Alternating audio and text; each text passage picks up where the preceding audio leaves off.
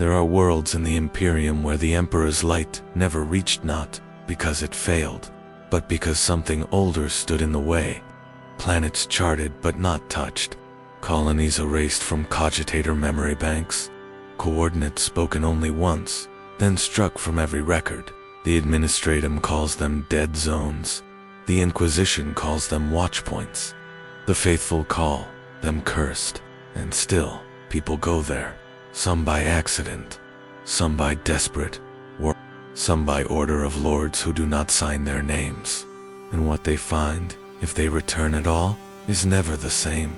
These are not worlds lost in war. These are not tombs like those left by the Necrons, nor ruins carved by the Great Crusade. These are living places, hidden places, where time forgets how to move forward, where reality wears a face, and where the Imperium dares not look, not out of fear, but because to look is to remember, and remembering can be fatal. The truth of these hidden worlds has been buried under centuries of silence.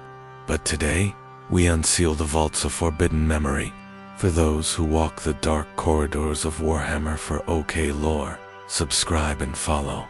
Not because we promise answers, but because the questions alone are worth the journey. She spoke in a voice that did not waver. That was the first sign something was wrong. No static, no vox lag, no trembling through the long chain astropathic relay, just clarity, a steady rhythm like a heartbeat.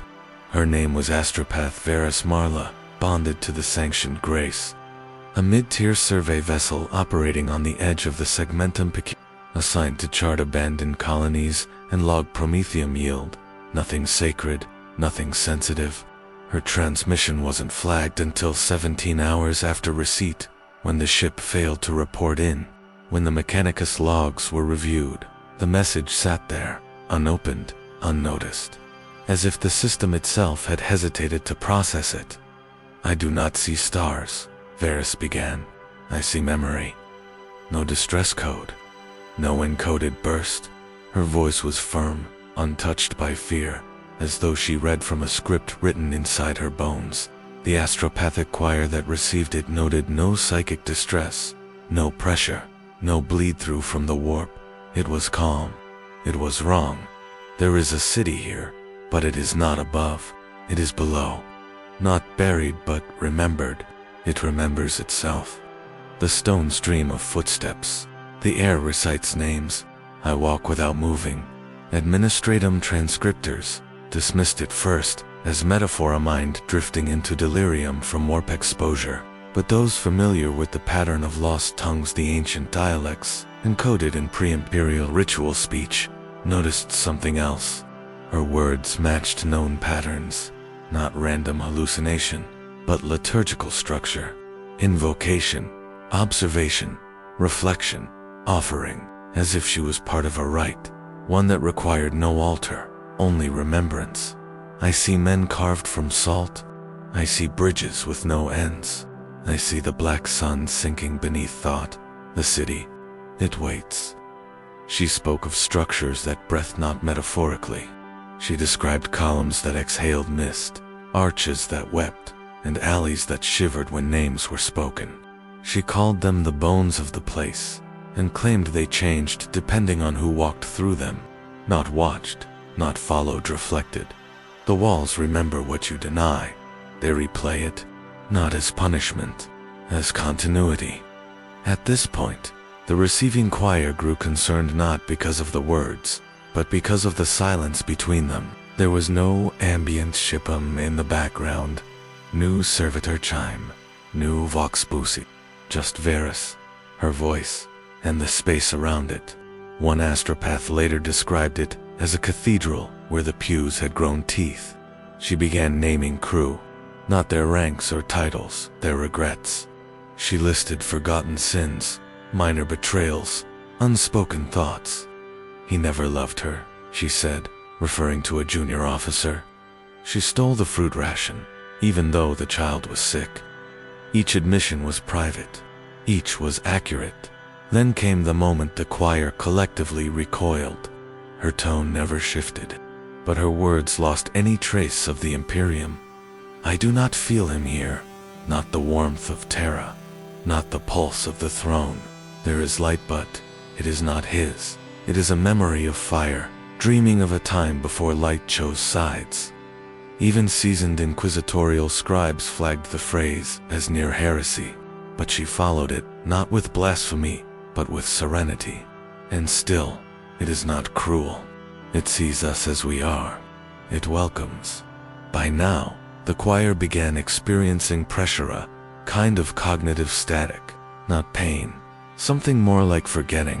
One by one, minor thoughts slipped. Names, numbers, prayers. They described it as a gentle unraveling, as though the message was not just being heard, but lived. I no longer carry only myself, Varys continued. I am inhabited, not possessed, aligned. This place does not invade. It invites. I am still me, but also more remembered than remembering. The message was time-stamped at 11 minutes, 17 seconds, but the raw data indicated a continuous stream lasting nearly 2 hours. Only fragments were audible outside the psychic relay. The rest remained encoded in noospheric residue patterns that defied decoding. The Mechanicus declared it data. The Ordo Xenos suspected a new class of sentient warp-inter. The Ordo Malleus quietly sealed the report. Her final words were not a plea. They were not even addressed to command. She spoke to someone not identified, never clarified. She simply said, "You already know this place. You dream of it. In the pause between orders. In the hum of the engine. It calls not from the stars, but from under your memory." Then, silence, not static, not interruption. A stillness so complete it affected nearby relays. 7 choir members lost their next transmission. 1 died. His last phrase, "I see her reflection in the glass, but she is behind me." The sanctioned grace was never found. No debris, no warp trace, no signal. The star system she reported from now registers. No planetary mass, empty coordinates, nothing but void. And yet, every year on the same cycle, a signal pulses. Not on astropathic bandwidth, but through raw vox. It doesn't repeat her words. It only hums. A single, sustained note. No modulation, no code, except once. On the centennial of her disappearance, the vox note broke for 7 seconds.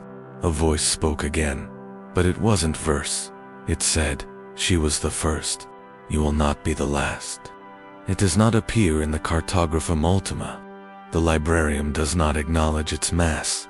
The Adeptus Mechanicus claims no record of ever sending a probe, and yet the world spins, caught in the cold clutch of a star, long since dead. It has no designation, no cipher code, no sigil in any sanctioned database. But the star itself, a red dwarf collapsed into a cold dark ember, was once charted during the twilight years of the Great Crusade. Coordinates exist barely buried in a non-canonical margin note by a Terran rogue navigator whose chart was deemed apocryphal. Its ink scraped off the vellum by decree of the Senatorum. Still, the planet is there. It should not be, yet it is. Not masked by warp interference. Not obscured by xenos tech. Simply ... disregarded.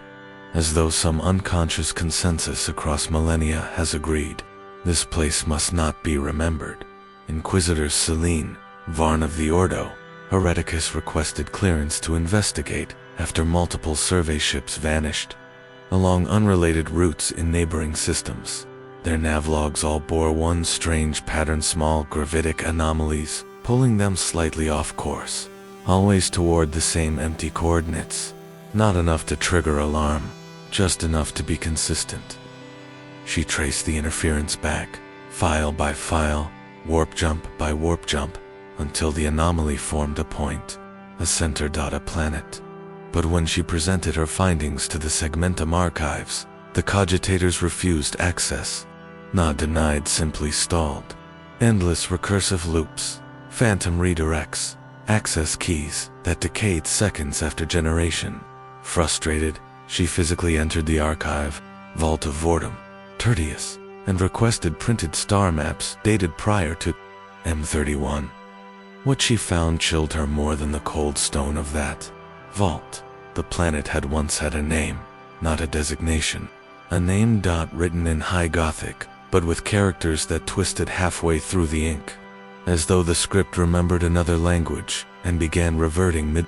The name had been etched onto multiple star charts, always close to the margins, always faint as if the ink had faded before it dried.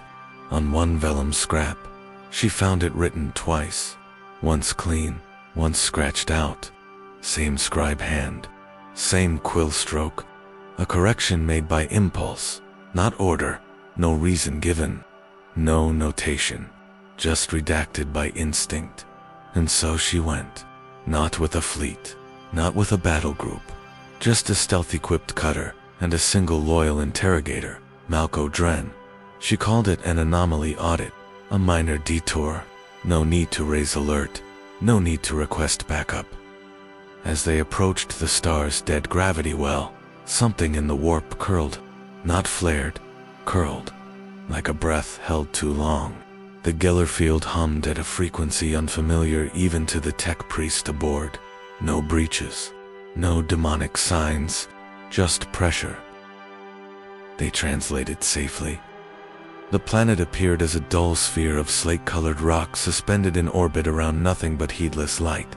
The surface was unmarred by tectonics, oceans, or decay. It looked unfinished, as though it had been constructed to the point of surface integrity, then forgotten, left without biosphere or purpose. But the scans disagreed. There was structure. Beneath the surface, vast cavities spiderwebbed through the crusts, some geometric, others so precise they generated harmonic resonance. Not tunnels, not magma channels. Architecture. A city turned inward, and yet no life, no movement, no transmissions. The cutter descended through the cloud sieve. They could be called that. Mist moved not by wind, but rhythm, as if the planet exhaled in a slow, metronomic cycle. The atmosphere was thin, but breathable, air that had never tasted lungs. They disembarked. At first it was just stone, cracked plains of dry obsidian stretching across a basin flanked by jagged cliff faces. But as the light from the dead stars shifted behind them, the shadows moved wrong, not hostile, not threatening, just incorrect. Dren pointed first. His own silhouette had lengthened, not forward up, toward the cliff, as if drawn, and there half buried in the rock, steps, not carved, not constructed, revealed. The cliff had eroded just enough to expose them, perfectly rectangular, lined with marks, too fine for chisels, too abstract for language. They descended in silence. The stone was warm, not from geothermal heat, from memory. 20-3 steps down, they reached the entrance. No door, just an arch of impossible smoothness. It did not shimmer. It did not glow. It merely accepted their presence. Past it, the corridor sloped gently into a massive interior space, vaulted, echoing, cyclopean. The walls were not decorated. They were textured, like skin too long soaked in still water. Every footstep seemed to resonate beyond their ears. Each sound stretched. At the far end stood a throne. It was not a symbol of power. It held no aquila, no seal, no mark of emperor or chaos. Just a seat carved from the same stone as the world, empty, waiting, and beside it, a figure not standing, not alive. A figure frozen in mid-motion, hands outstretched, eyes wide in revelation or horror. A corpse so ancient it had fused with the stone beneath it, not fossilized. Integrated. They approached. Dren knelt, examining the face, then stopped.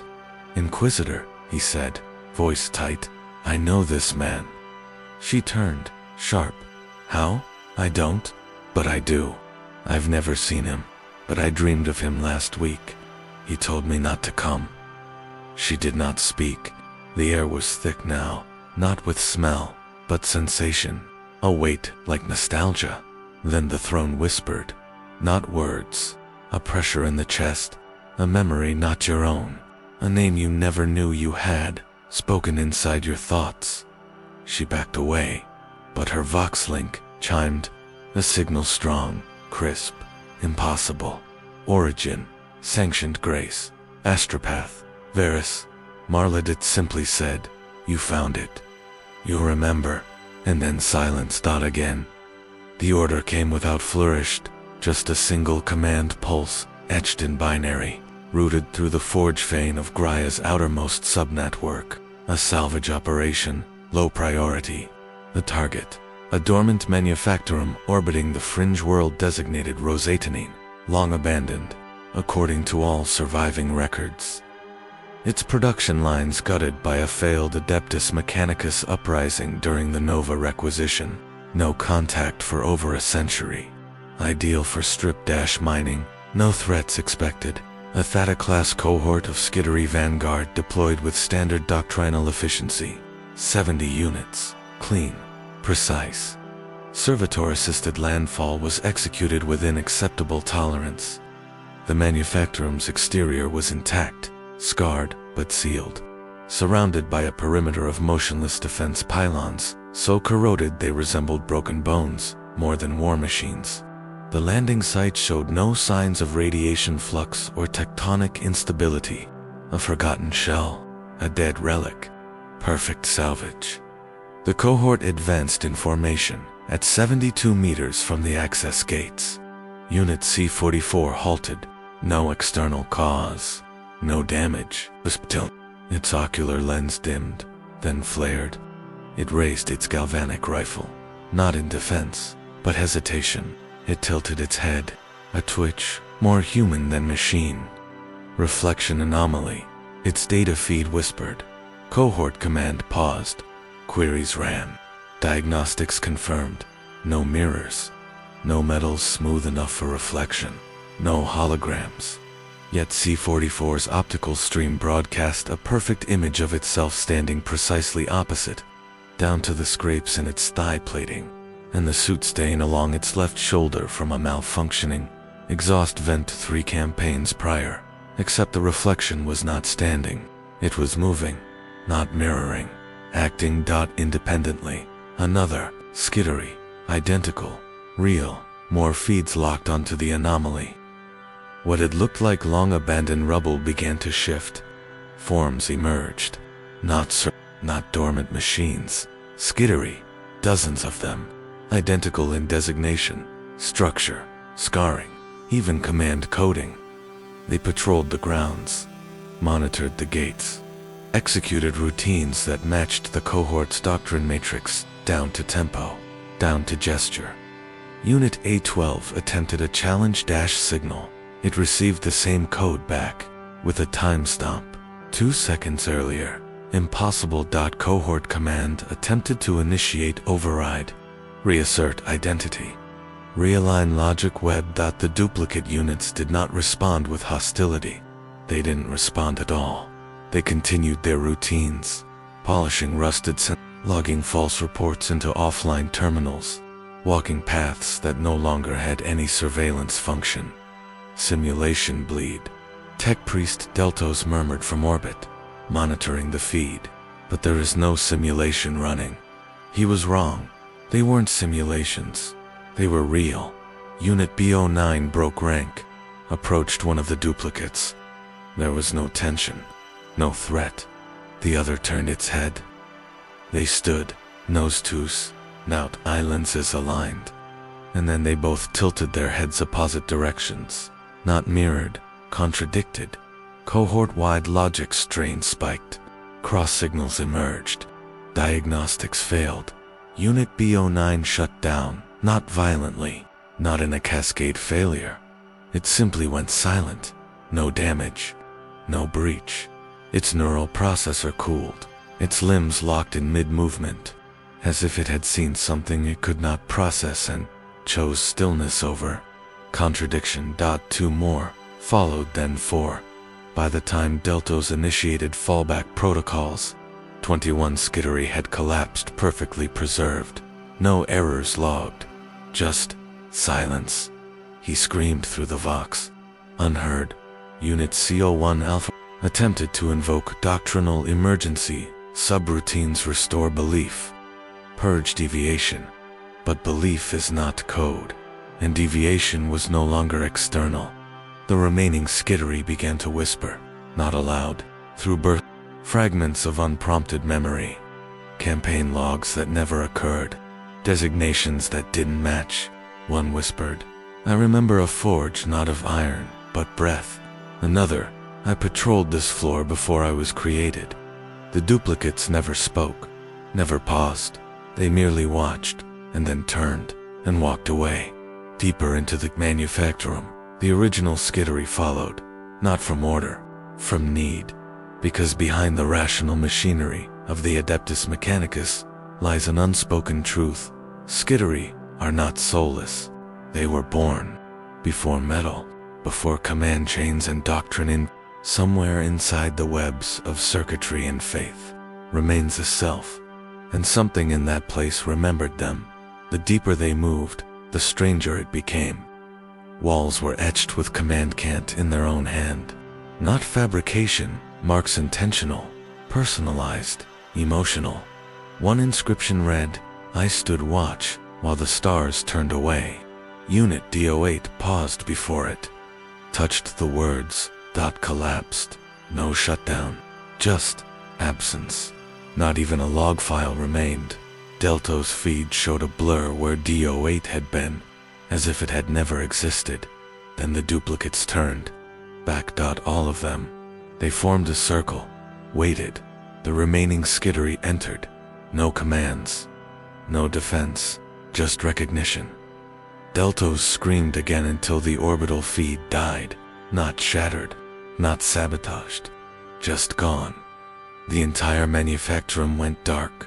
No signal emerged again, until a month later, a skittery cohort arrived at a neighboring outpost, fully functional, 70 strong. Identical. But their designations bore a new prefix, RHZ-0, unrecognized, unpermitted. They carried salvage perfectly preserved data cubes, ancient schematics, sacred STC fragments, long thought lost. They requested access, and when scanned, their records matched. They were listed as active on Rho-Zeta-9, still deployed, still waiting. They called it atmospheric distortion at first, a minor aberration in the magnetic strata surrounding the equatorial fissures of Dathis 11, the planet. Long dismissed as geologically inert, had drawn interest only because its crust showed unusual resonance patterns under spectral scan. No fauna, no flora, just endless plateaus of fused basalt, ash and wind, and deep fault lines that pulsed like slow wounds in the stone. The explorator teams deployed with standard discipline to Magi Prime, 16 servitor drones, and a full complement of skittery escort. The mission was clear: descend, map, extract. The promise of unknown mineral formations was enough to warrant Mechanicus funding.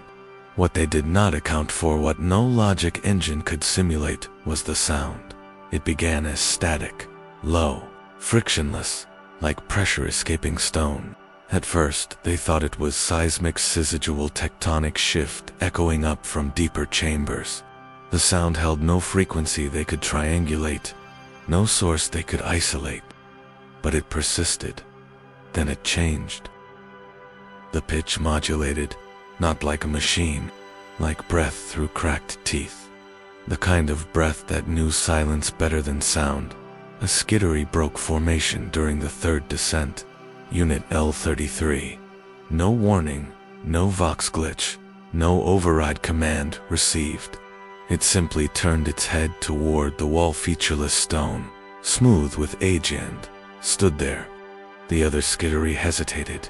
Magos Herod admonished the anomaly and prepared a neuropulse to reset behavior.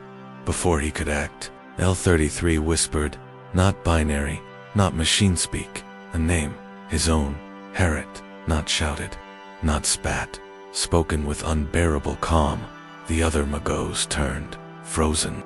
L-33 had never spoken outside encoded Vox. Its vocal cords had long since been restructured. Yet it spoke again. You were alone, in the underchapel. You lit the incense. You knew what it meant. Herod's mechadendrites recoiled. He had told no one. Ever. And the sound changed again. It became layered, not louder, more present. It filled not the ears, but the air itself. There was no source. It did not radiate from walls or vents. It simply existed, immediate and inescapable. Like heat behind the eyes, or the silence after confession. They retreated. Logic demanded it. Doctrine enforced it. The skittery formed tight perimeter. The Magi initiated recall. But the servitors faltered. One by one, they staggered. Not from damage, from conflict. Their programming loops fractured. The sound wasn't data, but they heard it as command. One walked into the fissure without hesitation, hands clasped in a mimicry of prayer. They lost 2 more before regaining the upper platform, but the sound followed. It should not have. Above ground, there was wind, static interference, normal radio noise. Yet the sound remained unchanged, untethered, patient. Dathus 11's crust had no natural structure to amplify it, yet it vibrated through boots, through helm, through thought, and it began to speak, not in tongues, not in language, in guilt. One skittery collapsed under it, reciting combat failures never recorded. One servitor spasmed, its augmetic jaw snapping in sync with the phantom cadence. It repeated, the name of a child long dead. No known programming could explain it. Magos Herod locked himself in the crawler module, initiating self-diagnostic loops. His mind burned not from pain, but memory, not his own. Images that bled into vision, towers of dust, eyes that blinked in stone, a choir singing not in worship, but in accusation. The sound said nothing directly, but it knew everything. Their thoughts were no longer safe. Even silence betrayed them. They tried jamming protocols, null fields, white noise generators. All failed because the sound did not enter through ears or audio feeds. It arrived from the gaps, the spaces between mechanical blinks, in the hesitations between pulses. Then it named another, Dren, the interrogator from the Varn incident, the one who had dreamed of the man in stone. But he was not on the mission. He was 6 sectors away, yet the name rang clear, undeniable. Dren, still hiding, still lying. It was not accusation, it was memory. The sound did not judge, it revealed. That was worse. Magos Herod attempted lockdown, initiated ship-wide purge commands, ordered retreat from the surface entirely. The skittery obeyed, but with hesitation. They had begun to twitch. Subtle gestures, mirrored ticks, as if some internal clock had begun keeping time with something buried below. 3 refused to move. They simply knelt, not in submission, in recognition, as if hearing something the others could not, or remembering something they had not yet lived. The crawler lifted off. The blast sealed the fissure with vaporized ash, but the sound rose with it, not louder, closer, as if it had always been within, in orbit. No signals registered interference. Communications were nominal, but in every data slate, in every servo skull's echo capture, in every subroutine, a hum began to cycle. Uniform, perfect, impossible. It began forming symbols, not letters, patterns, shapes that repeated across noospheric traces and began aligning with the rhythm of the crew zone. Biometric data. The sound wasn't following, it had already arrived. 1 week later, the crawler returned to DA. This -11. No recall, no command. No crew. It landed without instruction. The ramps opened, no one exited. Only sound, just sound, and now it waits, in the black vaults of Mechanicus record, Behind, red sealed protocol. They say if you play the last transmission from Dathis 11 backward, you don't hear words, you hear your name. They hadn't even broken orbit when the readings began. Not atmospheric scans or thermal blue. Structured rituals. Emission patterns too regular for seismic activity, too erratic for machine code. Vox scratches woven with rhythm. Signal pulses matching cathedral hymn structure. The ship's cogitator flagged them as Imperial pattern, yet corrupted. Not broken, just ancient, pre-Litanic, outside the Codex Ministorum's accepted bounds.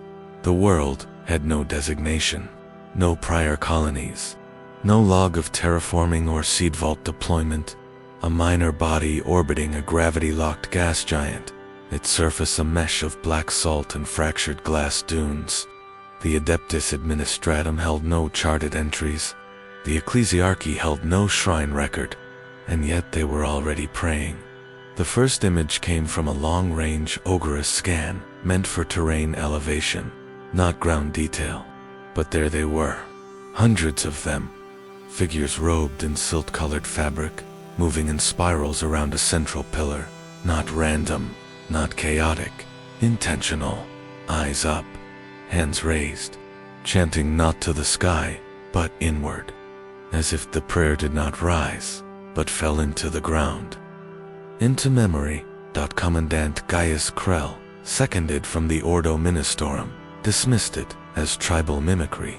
Cult mimicry of the Imperial Creed was not uncommon in forgotten systems. But then came the second image.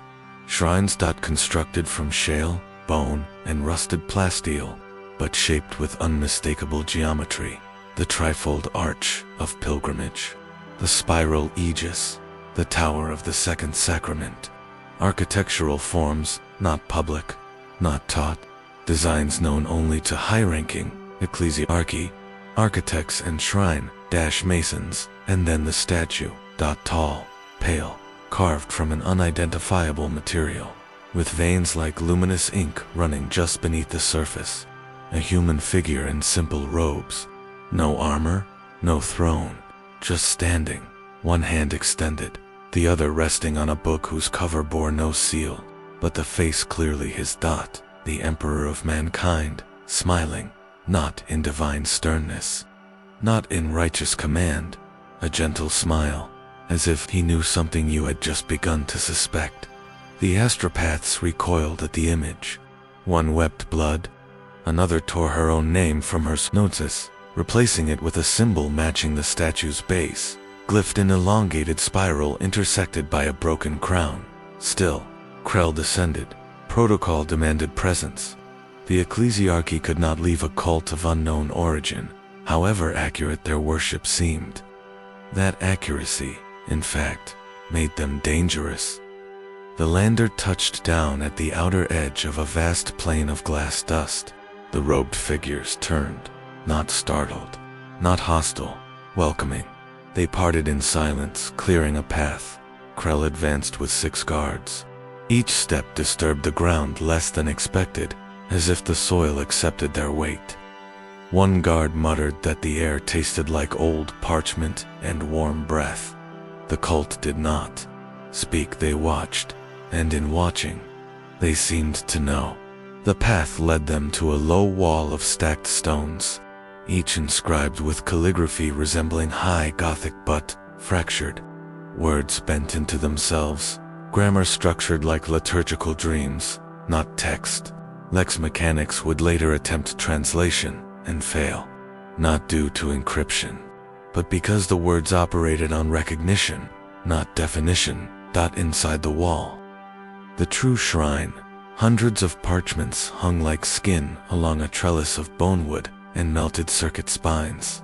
Each one bore prayers, but none addressed the Emperor by name. He was the one who remembered first. The thought that refused to end, the father of unasked questions. Krell stepped forward. He raised his crucius, began the rite of sanction. But the cult knelt before he spoke, not out of obedience, out of expectation, as if they had done this before, as if they had been waiting for him. He completed the rite, and they echoed it not in repetition, but in anticipation. Their mouths moved seconds before his words. They whispered the litanies. Just ahead of him, guards shifted. One began to sweat inside his rebreather. Another whispered, "They know us. They know who we were." Krell pressed forward, demanding audience with the cult leader. No voice answered, but all heads turned toward the statue. He approached it. There was no plaque, no sigil, just the smiling face. Its eyes hollow, not from damage, but design. Inside, faint light flickered, not mechanical, not powered. A phosphorescence of memory. The Emperor, but not as ruler, as witness Krell, placed his hand upon the base, and he remembered, not a vision, a life, a lifetime never lived. He stood in a library without walls, its shelves made of breath. He watched a child fall into a well of stars and return with dust for eyes. He knelt before a mirror that showed not his face, but a throne that bled light into void. He pulled his hand back, trembling. The cult smiled. One stepped forward, a girl, no more than 12.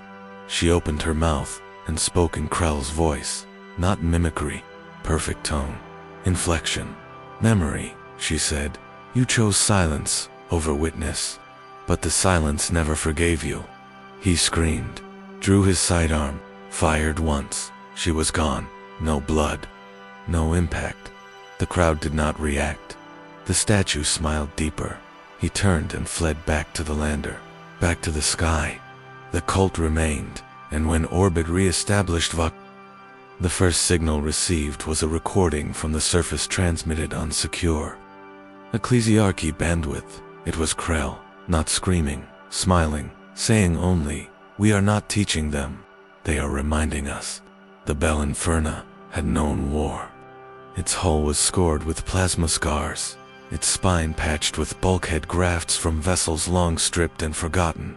It had ferried regiments of the Astra Militarum across dead stars, shadowed rogue traders into the veiled paths, and once even carried a delegation of Sisters Famulus on a mission so classified that its logs arrived already redacted. But until it reached the edge of the Morbus Veil, it had never dreamed. It began with quiet things. A petty officer muttering the wrong name during roll call, one that didn't match any registry. A junior engineer who began sketching ships no one had built, detailing power relays in perfect sequence. No training, no explanation, just memory where none should be. Then came the dreams. Sleep grew thick, not longer, not deeper, just heavier, like memory sinking through oil. Crew began waking with tears on their faces and no reason to weep. One voidsman reported, dreaming of a city whose towers rang when names were spoken. Another claimed she saw her mother drowning beneath a sky the color of dried blood, but her mother had died on Terra, never left Hive Syndralis, and had certainly never spoken in low Gothic shaped like music. The dreams did not drift. They built thought. They came every night, stronger, more vivid, more certain, and always, always, one thing remained the same: a tower, carved from what looked like bone, but impossibly large, rising from an endless, black ocean. Its surface etched with symbols that breathed and shifted, language not meant for tongues. Above it, a sun hung not in the sky, but impaled upon it, rusted, bleeding light in slow, crimson strands. No one spoke of it at first. Embarrassment, fear of censor. But the whispers began, lower decks first, then up through the cogitator bays, past the mess halls, even into the chapel. The confessor heard 7 accounts before he realized none of them were related. None of the crew knew each other. Different ranks, different decks, same dream, same tower, same ocean by the 9th day. It had reached the command staff. First Officer Morel reported waking with someone else's voice echoing in her ears. A child's voice, not frightened, curious. It asked where the books had gone, and why the tower no longer sang. She hadn't spoken the rest of the shift. Captain Thane ordered a full spiritual audit. The ship's confessor, Morlan Vex, conducted rites of cleansing. He anointed door frames. He burned sanctified oils. He sang the 15 sorrows of the martyr prophets until his voice broke, and still the dreams came, worse. Some began to remember things when awake. Ensign Heaven paused mid-sentence during his astropathic relay shift. He turned to his superior and calmly stated the birth date of a woman none of them knew, a date that matched no ship record. Then he spoke a prayer, not imperial, but familiar, ancient, shaped like the benediction of the closed gate. When asked where he learned it, he smiled. "My father taught me," he said. He never had a father, bred in a Kreshvat on Icarian 12. By day 12, the memories were invasive, not hallucinations, recollections. Crew began finding themselves in rooms they didn't remember walking to, performing tasks with muscle memory they didn't own. One tech adept reconfigured a relay station using methods incompatible with current Mechanicus doctrine. Yet the fix worked flawlessly. Captain Thane considered turning back. Then he saw it on a simple Auspex scan. Buried in the signal fuzz of background radiation, pulsed an image, not a construct, not a photo, a shape, curved and jagged bone, a tower, just like the one from the dreams. At first he thought it was a prank, some heretic code injection. Then the data slate in his hand began to burn. The image seared into the screen. The machine spirit screamed without sound. The tech priest assigned to the console tore the slate from Thane's grip and smashed it underfoot. But the imprint remained burned into the deck, etched in memory, not machine, not signal. Recognition. The Bell Inferna continued forward, not under order, under momentum. Crew began congregating without instruction, not in rebellion, in reverence. Quiet circles formed, faces turned toward nothing. They spoke in synchrony, eyes closed, hands open, not in prayer, but welcome. They spoke names that never existed, places lost before the warp had names, and they wept, not in fear, in longing. They missed the lives they'd never lived, a mother's touch, a sibling's laugh, the feel of firelight against skin not scarred by void work. They remembered weddings that never happened, deaths that hadn't come, and always the tower, always that endless black ocean, always that bleeding sun. The Psyker finally broke, sanctioned, stable, and soul-bound. He had endured warp storms, demonic bleed, and possessed crew. But this crushed him. He entered the bridge, weeping and muttering, over and over, "We came from the tower. We left too soon." It remembers. When pressed, he laughed, a soft broken sound. "It doesn't hate us. It wants us back." He died an hour later. No injury, just silence. Vox grills across the ship began transmitting whispers. No one recorded. Not from outside, from inside. Crew voices, repeating fragments of memory, never spoken aloud. One voice called out to a lover they had never had. Another described a room filled with clocks that ran backward and still struck the right hour. And then came the silence. Not failure, not death. A pause. Deep. Final. Everything stopped. Engines, lights, pulse monitors. All still for 11 seconds. And in that silence, every crew member heard the same thing. A heartbeat. Not human, older, and a whisper, not through Vox, not in sound, but inside their bones. "Come home." The Vox grill cracked to life at 3:17 shipboard standard. No button pressed, no hail received, no signal inbound, just a soft hum, like someone clearing their throat before speaking. The bridge was quiet only, the night cycle skeleton crew active, minds half lulled by routine and recycled air. And then, from that grill, a voice, not synthesized, not distorted, not mechanical, a real voice, soft, clear, human. Once, there was a boy who snuck an extra ration of water for his sister. He never told anyone, not even her. He just left it under her cot. The next day, she smiled for the first time in weeks. He never forgot that smile, even after she died on Rotunda's Prime, even after the Munitorum forgot her name. No one moved. Operator Hask froze with his fingers inches from the comms panel. He hadn't touched it. No one had. And yet the voice continued, calm and slow, as if seated among them, not announcing, but reminiscing. The boy grew into a man who followed orders, a man who never asked why. Hask backed away, because he had done that every word, exactly that, and he had never told anyone. When the voice finished, the Vox grill returned to silence. No interference logged, no signal source tracked. It happened again 4 hours later. A new story. This time about a woman who had carved her name into a hull plate before her first warp jump, thinking it would make her death easier to trace. The crew she was with died within the week, but her name, scorched into metal, was the only thing recovered. It was Navigator Shale's story, word for word, only she hadn't told anyone, not in decades. She locked herself in her chamber for the next cycle, and did not emerge. The Vox spoke again, the next day, and the next day, different times. Never predictable, never repeated, always true. Small things, shameful things, beautiful things.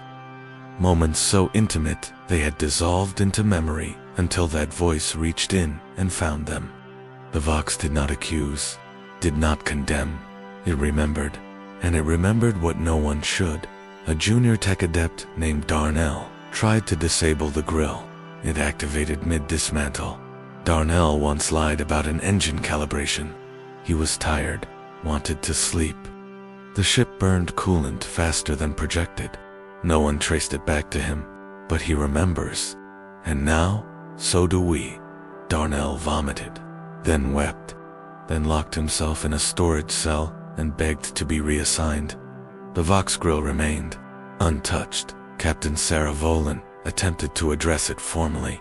She stood before it, arms behind her back, voice sharp and level. Identify yourself. Silence. She tried again and again, nothing. But later, in the dark, when she sat alone in her quarters, reviewing reports, the Vox activated. She tells herself she is not afraid, that command requires poise. But when the engine hum dips low, when the void is too quiet, she remembers the sound of her father dying air, hissing from his lungs like a breached seal. She was 12, and she didn't scream. She just listened. Volan didn't move. The Vox clicked off. She erased her logs for that hour.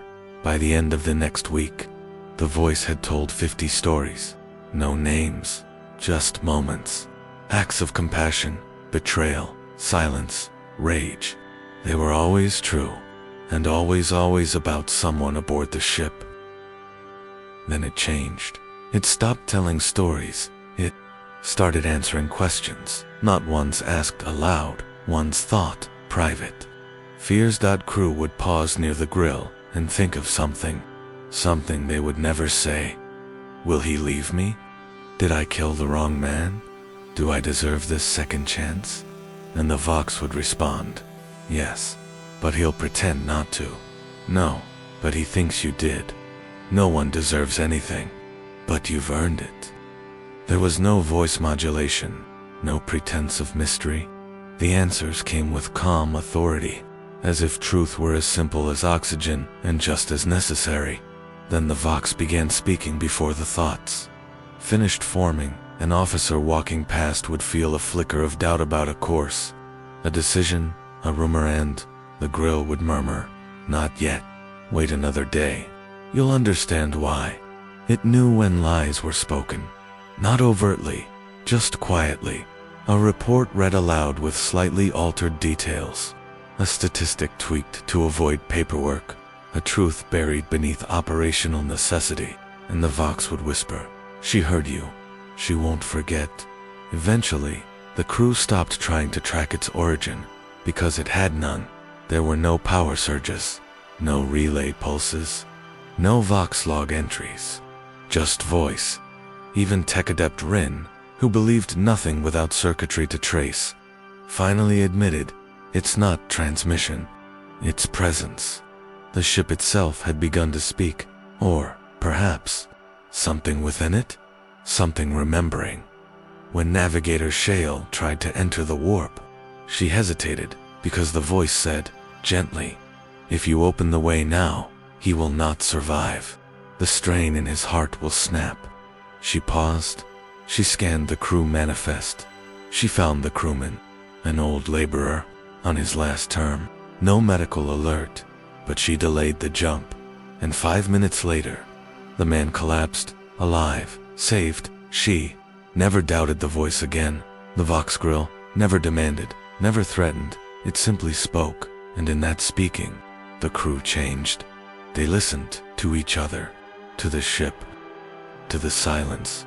They moved more carefully, spoke more gently, not out of fear but reverence, because they were being watched, not judged, witnessed. And when the voice one day fell silent, just for a moment, it left behind one final phrase, spoken not as warning, as truth.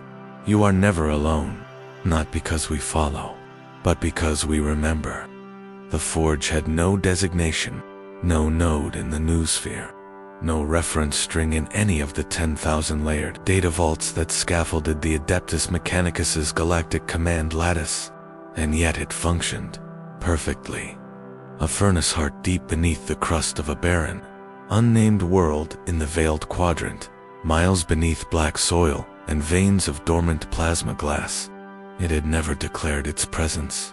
It had never sent a distress call, a production log, or a demand for resources. It simply existed, and it remembered nothing. The first team arrived by accident, a long-range survey craft from the Forge world of Targus Omicron, deployed to chart gravitational anomalies and recover the remains of a failed mining expedition. Their auger arrays pinged a heat bloom regular, pulsating, too smooth for tectonics. Beneath the bedrock, impossible patterns, heat signatures that aligned into geometric logic, a square spiral that looped infinitely inward, too perfect to be natural, too ancient to be known. They drilled.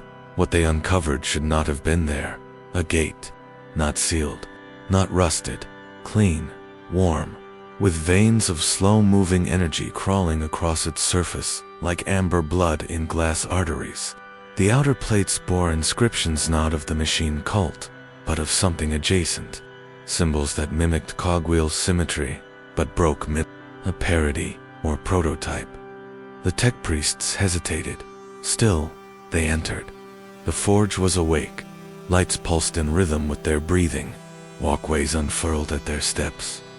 No servitors greeted them, no magos, no commands, and yet the systems reacted to presence, as if sensing them not as intruders, but as returning limbs. Skittery stood at the inner sanctum, not hostile, not passive. Still, their design matched no current schema, sleeker, less augmented, but somehow older. Etched into their chassis were phrases and binary dialects that defied translation languages built not for clarity, but for recursion. Some of the glyphs repeated their own meaning. Others contradicted themselves in fractal syntax. One tech priest stared too long and lost the ability to form declarative thoughts. She spoke only in conditional statements until her mind collapsed into static. The Forge produced nothing. No ammunition, no engines, no armor plating, but it moved. Gears rotated with no purpose. Crucibles ignited, then cooled. Mechanical arms performed assembly rituals with no parts. It was a cathedral of movement, divorced from intent. Magos Deltaron attempted a new spheric interface. The machine's spirit accepted his presence, but it gave nothing in return. Only one word echoed back, across every level of abstraction again. No context, no elaboration, just that. Again, the longer the priests remained, the more they forgot at first. Small things, access codes, names of subordinates, specificities of doctrine. But as hours turned to cycles, Larger knowledge faded sacred rites, the canticles of remembrance, the sequence of the omniscient litany. They wrote everything down, burned their logs into but even the writing began to shift.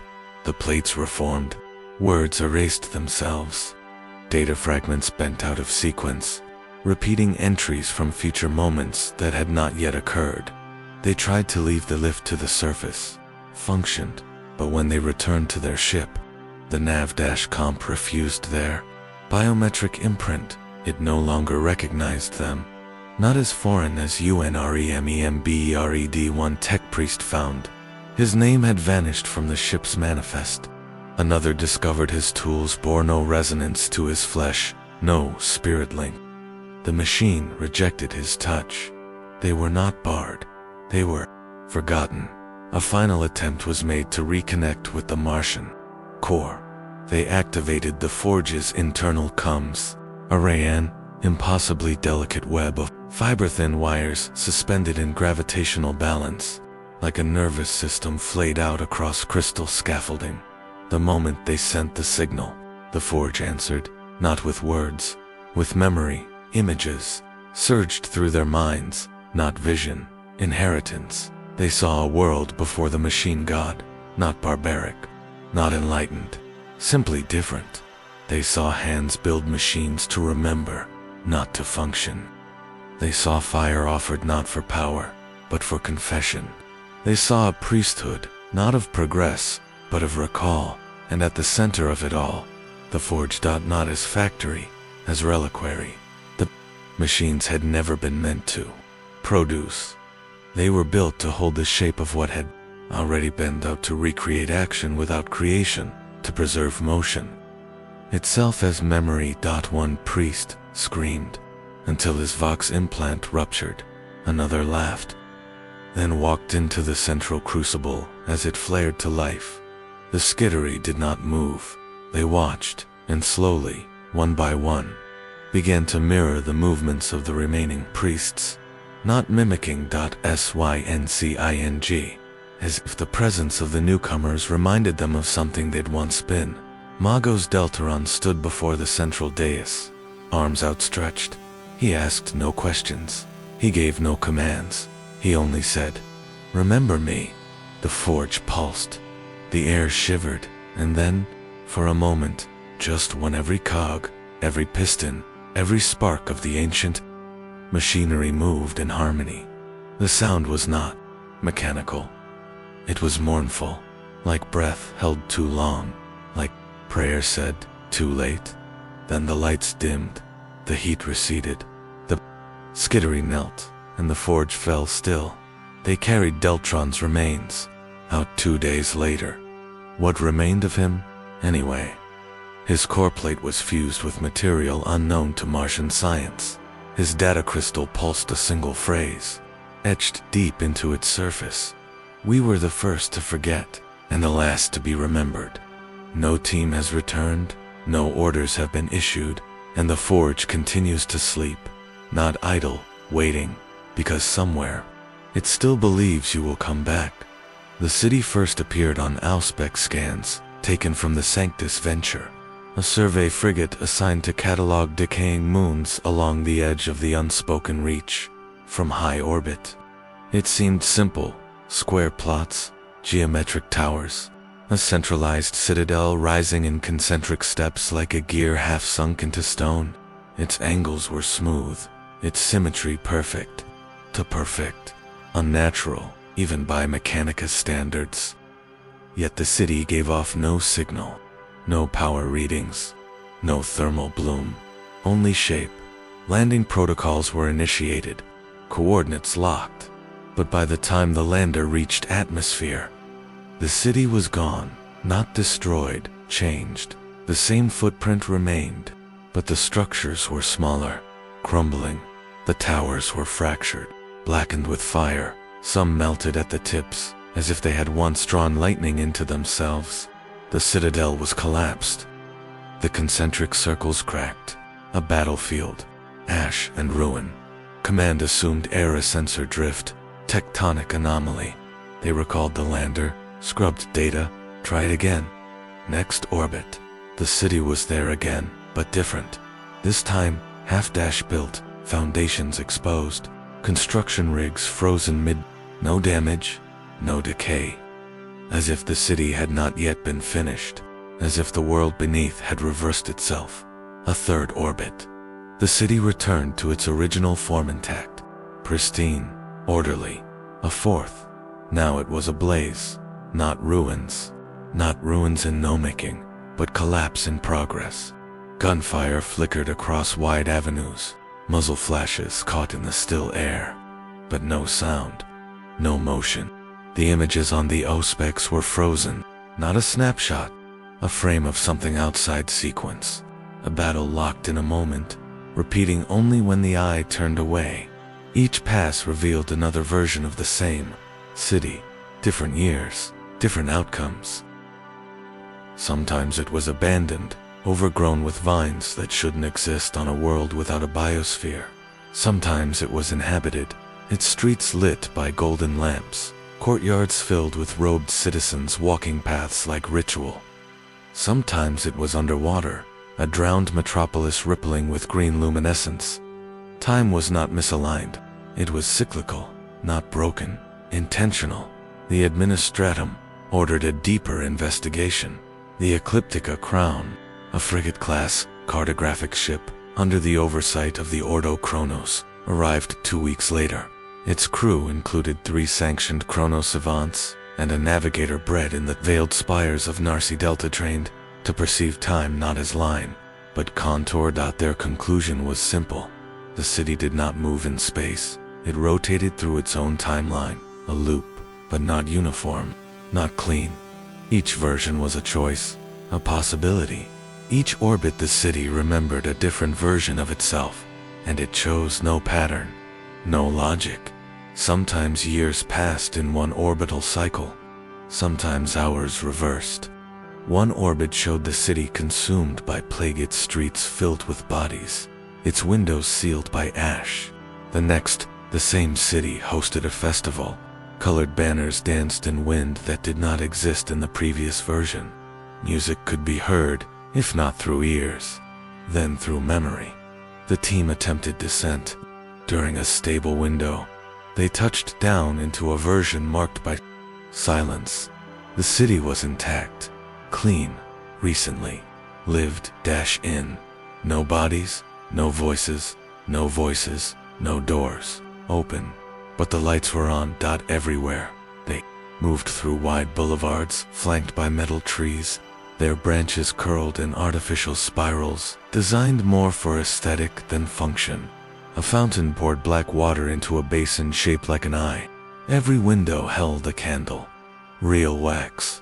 Real flame. No people, no signs of life, just evidence of its presence. One crewman found a book, blank. Pages except for the last dot, scrawled in high Gothic. We forgot which version of us was real. Another entered a home. The table was set, still. Warm steam coiled above a bowl of broth. He stepped away. When he turned back, the table was gone. Not disturbed, gone, replaced by rubble, dust, the skeleton of a home. The crew panicked. Fallback protocols initiated. The city's version had shifted mid-presence. Chronos events screamed as their internal clocks dissolved. One attempted to leave through a door that no longer led outside, just a brick wall, pulsing faintly, like something trying to remember being a door. Only 2 made it back to the lander. Only one left orbit. The last whispered a single sentence before his mind broke. Completely. She saw me. There were no women in the city, no living beings at all, but the scans from that orbit showed something new. A single figure, standing atop the citadel where none had stood before, clothed in white, face unreadable, looking straight at the surveyor lens. That version of the city never reappeared, but others came, and with them, more memories, not of the crew, of the city itself. Data began bleeding into the ship's systems, logs and languages no one remembered encoding, maps of streets that never existed, then did, One tech priest found his own handwriting, describing a childhood he never had, in a house from one of the city's earlier loops. He had never visited it, but he knew it. He knew the crack in the kitchen wall. He knew the song his father, Hummed. There was no father. He had been raised by drones, but the memory was there. The city had given it to him, or perhaps he had left it there long ago, and the city had simply waited, not for conquest, not for salvation, just for someone to recognize it, for someone to remember it correctly, even once, even for a moment, and in that moment, the city would stop shifting. The city would become real, not again. For the first time, the planet was unremarkable by all measures, one of countless frontier worlds, marked for low-priority settlement under the expansionist directives of the Segmentum Obscure. No known xenos contact, no warp turbulence, a habitable atmosphere with mineral-rich crust and stable tectonics, clearance granted, colony ships deployed. Among the dozens of families aboard the Herald of Faith, one in particular stood out only for their the Borans, agrilineage, mid-tier compliance rating, 2 prior settlement rotations, hard-working, obedient, forgettable, and when their child arrived on the 3rd day of second solstice, beneath the orange swell of the twin harvest moons, no one expected anything but the usual dot. She did not cry. That was the first anomaly. She looked upon the midwife with dry eyes, .com/unblinking. And then she spoke. Not this time, she said, perfectly formed, each syllable precise. Her voice was not that of a child, not in pitch, but in cadence. She spoke like someone recalling something lost. The midwife staggered, dropped the data slate. The father laughed nervously. Just a noise. Newborns gurgle, all kinds of, but the child turned her head. Slowly, intentionally. Your name is Garen Boren, she said. You burned your brother's nameplate in the orchard to hide the accident. You never told your mother? Silence, not shock. Recognition. The mother backed away. She hadn't told anyone that story. Garen had never spoken of it again. But it had happened. The colony's governor dismissed the account as stress. Birth under twin moon alignment often carried hormonal anomalies, psychological echoes, delirium. Until the girl named Lyra began to tell stories, not nursery rhymes, not fables, histories. She spoke of the pale lords of the burning of the Saturnine vaults, of the compromise of Bonebridge. None of these were in the Imperial canon, none were taught. But the Administratum archive crawlers, after 3 layers of denial and 1 unsanctioned search, confirmed the truth.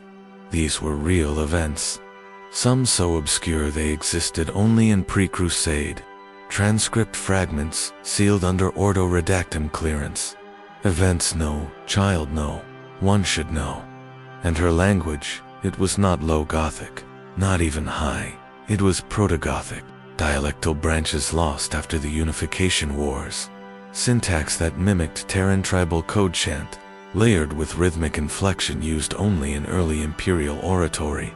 The child spoke it fluently, not as a scholar, as someone raised in it. By her 3rd year, Lyra had described the layout of a palace beneath the ice fields of Salinas Beta, a palace the Inquisition had recently uncovered after centuries buried.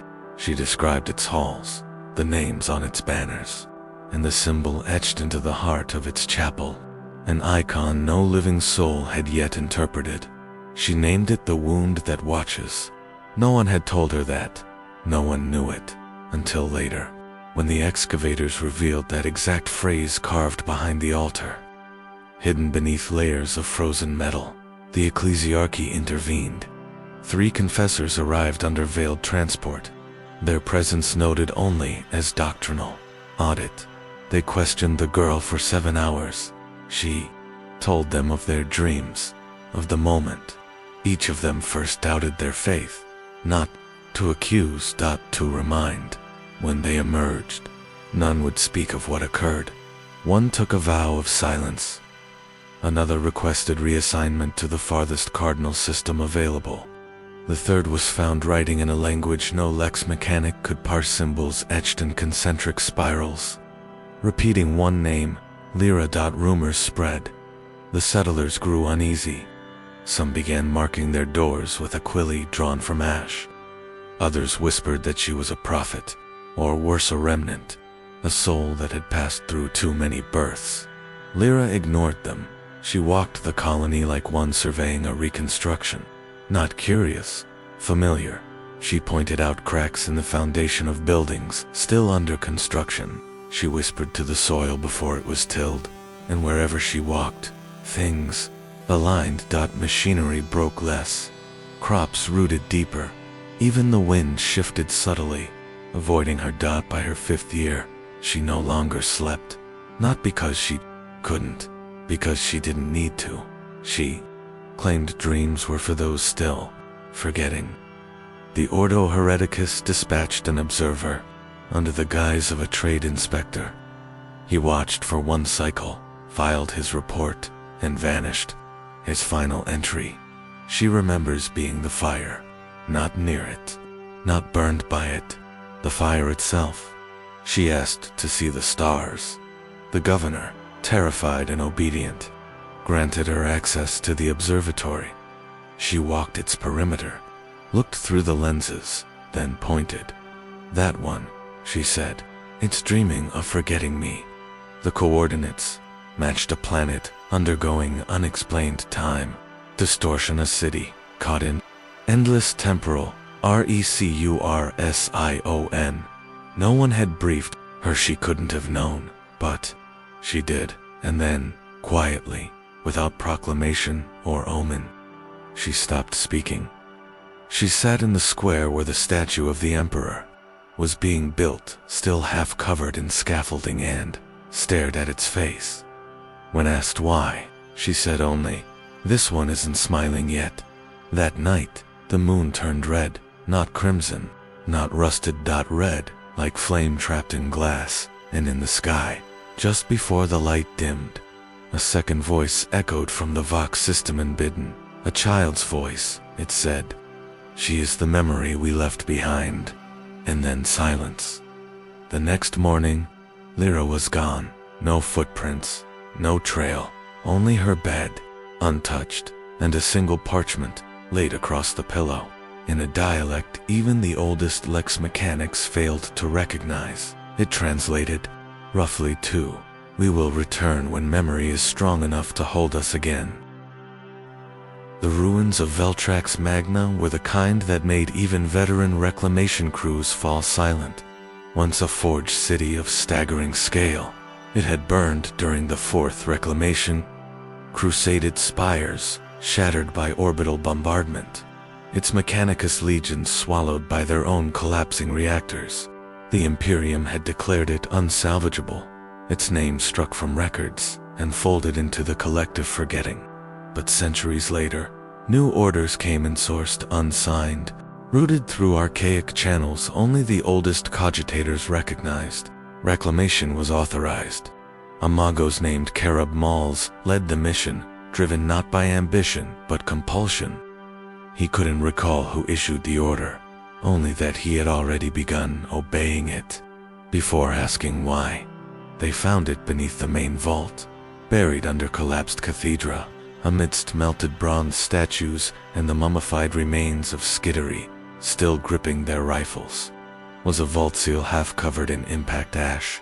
No signal, no beacon, but the Auspex stuttered every time they passed over it, as if its machine spirit hesitated before acknowledging what lay beneath. When the vault was finally breached, plasma cut through meters of rebar-laced alloy, they found the chamber empty but for a single relic, a contemptor-patterned dreadnought, paint scoured away, chapter sigils erased. Only a single marking remained, an inverted aquila, etched into the sarcophagus plate, each wing feather stretched into runes none recognized. It stood idle, its power cord dark, its limbs slack. Yet there was no decay, no corrosion. The machine was whole, pristine in a way that defied time. Then it moved. Without warning, without heat-up sequence, the sarcophagus shuddered, and the walker rose. The room emptied, not from fear, from instinct. Even the servitors withdrew. Magos Malls, trembling, scanned the machine. There was no occupant. The sarcophagus was empty. No life signs, no corpse, no plug-in, no cerebral interface, just an empty cradle. But the dreadnought's limbs flexed, its grav stabilizers engaged, its multi-melta cycled once, and then it walked slowly, without purpose across the vault, and stood sentinel at its far edge, as if resuming a guard rotation abandoned centuries ago. It spoke the next day, not in vox, in scripture, faint, crackling words emitted from the ancient vox horns embedded in its frame, not the litanies of hate, not the canticles of the OMNISSIAH, something older. Pre-divin, it at us. Before the emperor was worshipped, before the lectitio unified the creeds. The words were hard, angular. They carried the weight of law, not faith. Transcripts identified fragments matching archaic battle doctrine used during the Unification Wars, long buried beneath Terra's modern catechisms, words only a handful of archivists in the entire Imperium had ever seen, much less heard. But the dreadnought spoke them, like memory, each phrase timed with the thrum of its reactor, and when it paused, the silence was heavier than the words. Then it moved again. It stepped into the ruins, walking corridors that no longer existed on maps. Each path it took uncovered. SONETHINGA. Data vault here. A weapon cache buried in slag. A forgotten access tunnel, perfectly intact. It wasn't random. It remembered the city. Not as it was destroyed, as it had been. Exactly. As if it had been here before. But that was impossible. The records showed no dreadnought deployments during the fall of Veltrax Magna. No loyalist survivors. No support walkers of this configuration assigned to the campaign, and yet it walked. And it fought. When ferals from deeper ruins attacked, it responded with blinding precision strike patterns lost to time, tactics not taught in any current codex, movements fluid, exact, deliberate. It never missed, never hesitated, and it never spoke during combat. Only afterward, it would return to its post and whisper scripture again. Malls ordered it scanned again. Still empty, still functioning, a soul without a body, or something that had never needed one. The dreadnought's internal systems refused communion with Mechanicus links. They returned only one phrase: integrity, absolute, identity classified. When asked its designation aloud, it answered, "I am not named. I am remembered." The explorator fleet sent from Targus Omicron arrived 3 weeks later, summoned by Malza's panicked reports. Their primary ship, Red Vault Ascendant, contained a library engine, older than most Forge worlds. It recognized the dreadnought's pattern. Barely.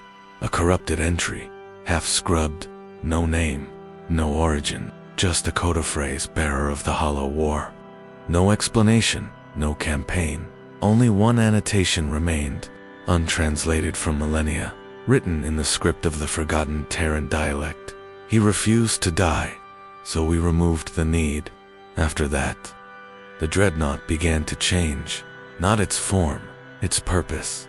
It began carving walls, stone, steel, not damaging, etching symbols, not art, not war. Memory, scenes of war, fought without hate, brothers buried in glass, a city rebuilt again and again in silence. Not victories, not defeats, moments. Moments he did not want lost. Malz approached it once, alone. He asked the only question that mattered: why? The dreadnought turned. "It's empty," sarcophagus hissed, and in a voice not mechanical, but ancient and weary, it said, "Because forgetting is the first death." The walker resumed its vigil, and every day since. It continues. No fuel required, no commands obeyed. It fights when needed, and when it rests, it remembers, etching the forgotten into walls long past. Collapsed. Not to be read, not to be known, just to be preserved, because something inside it, whatever that is, refuses to let the past vanish. And in the deep ruins of Veltrex Magna, where nothing grows and nothing stirs, that dreadnought waits. Not for orders, but for memory. They should have died. The 117th Dalthan Line was a standard light infantry regiment, raised from a world that produced obedient soldiers and nothing else. Their last recorded deployment was a routine translation from Rachel's Gate to Fort Selveron 3 systems away. A jump barely longer than a prayer, but the warp twisted during transit. The Geller field faltered just long enough for alarms to register and fail. Vox relays screamed once, then cut. The last log entry was a single word from the astropath: closed. They were declared lost, sacrificed. Another name folded into a quiet corner of the Munitorum's attrition ledger. Not the first regiment swallowed whole. Not the last. And yet 2 standard years later, on the tarmac of Vakra's outer bastion, the entire 117th arrived, marching in formation. Clean uniforms, no wounds, no damage, not a single life missing. Their ranks were full. Gear stowed perfectly, faces focused, but not grim, alert, ready, as if they had arrived exactly on schedule, except they hadn't.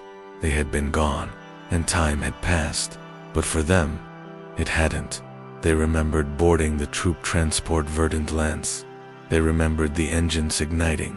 They remembered nothing unusual, no screams, no demons, no madness, just a flash of transit hand, then the hangar bay opening, Vakra's pale sun above them.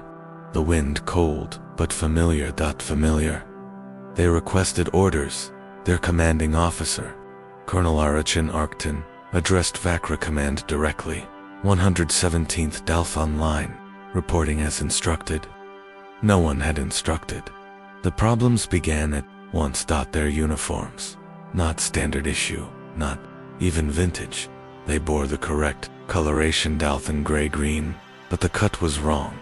Buckles replaced with fastenings not used since M33, insignia stylized with edges reminiscent of Terran tribal heraldries, long erased during unification. The Aquila on their breastplates was wrong, close, but wrong. Its wings curled upward, not out. Its talons held no thunderbolts, but keys, the kind used in pre-Imperial Regency courts. Their rifles functioned, low spatterns, but the cores hummed at frequencies unfamiliar to Techo depths. The rifles bore etching sigils that matched none in Mechanicus records, but which resembled the binding glyphs once used by the Knight Guilds of Old Terra, whose very mention had been declared heretical by the Third Council of Mars. And they did not know when shown a current Imperial calendar. They didn't flinch, because the numbers matched what they expected, except they were off by 6,000 years. They believed it was M34. They said so plainly, believed the High Lords were the same individuals, named in Imperial records from the Pale Ascension era. They named an Emperor's confessor who had died for millennia ago, as if he were still issuing orders. They carried orders, stamped with a rosette that had not been used since before the siege of Nova, Cadentia seal broken and outlawed. After it was corrupted during the War of Masks, they were scanned for taint.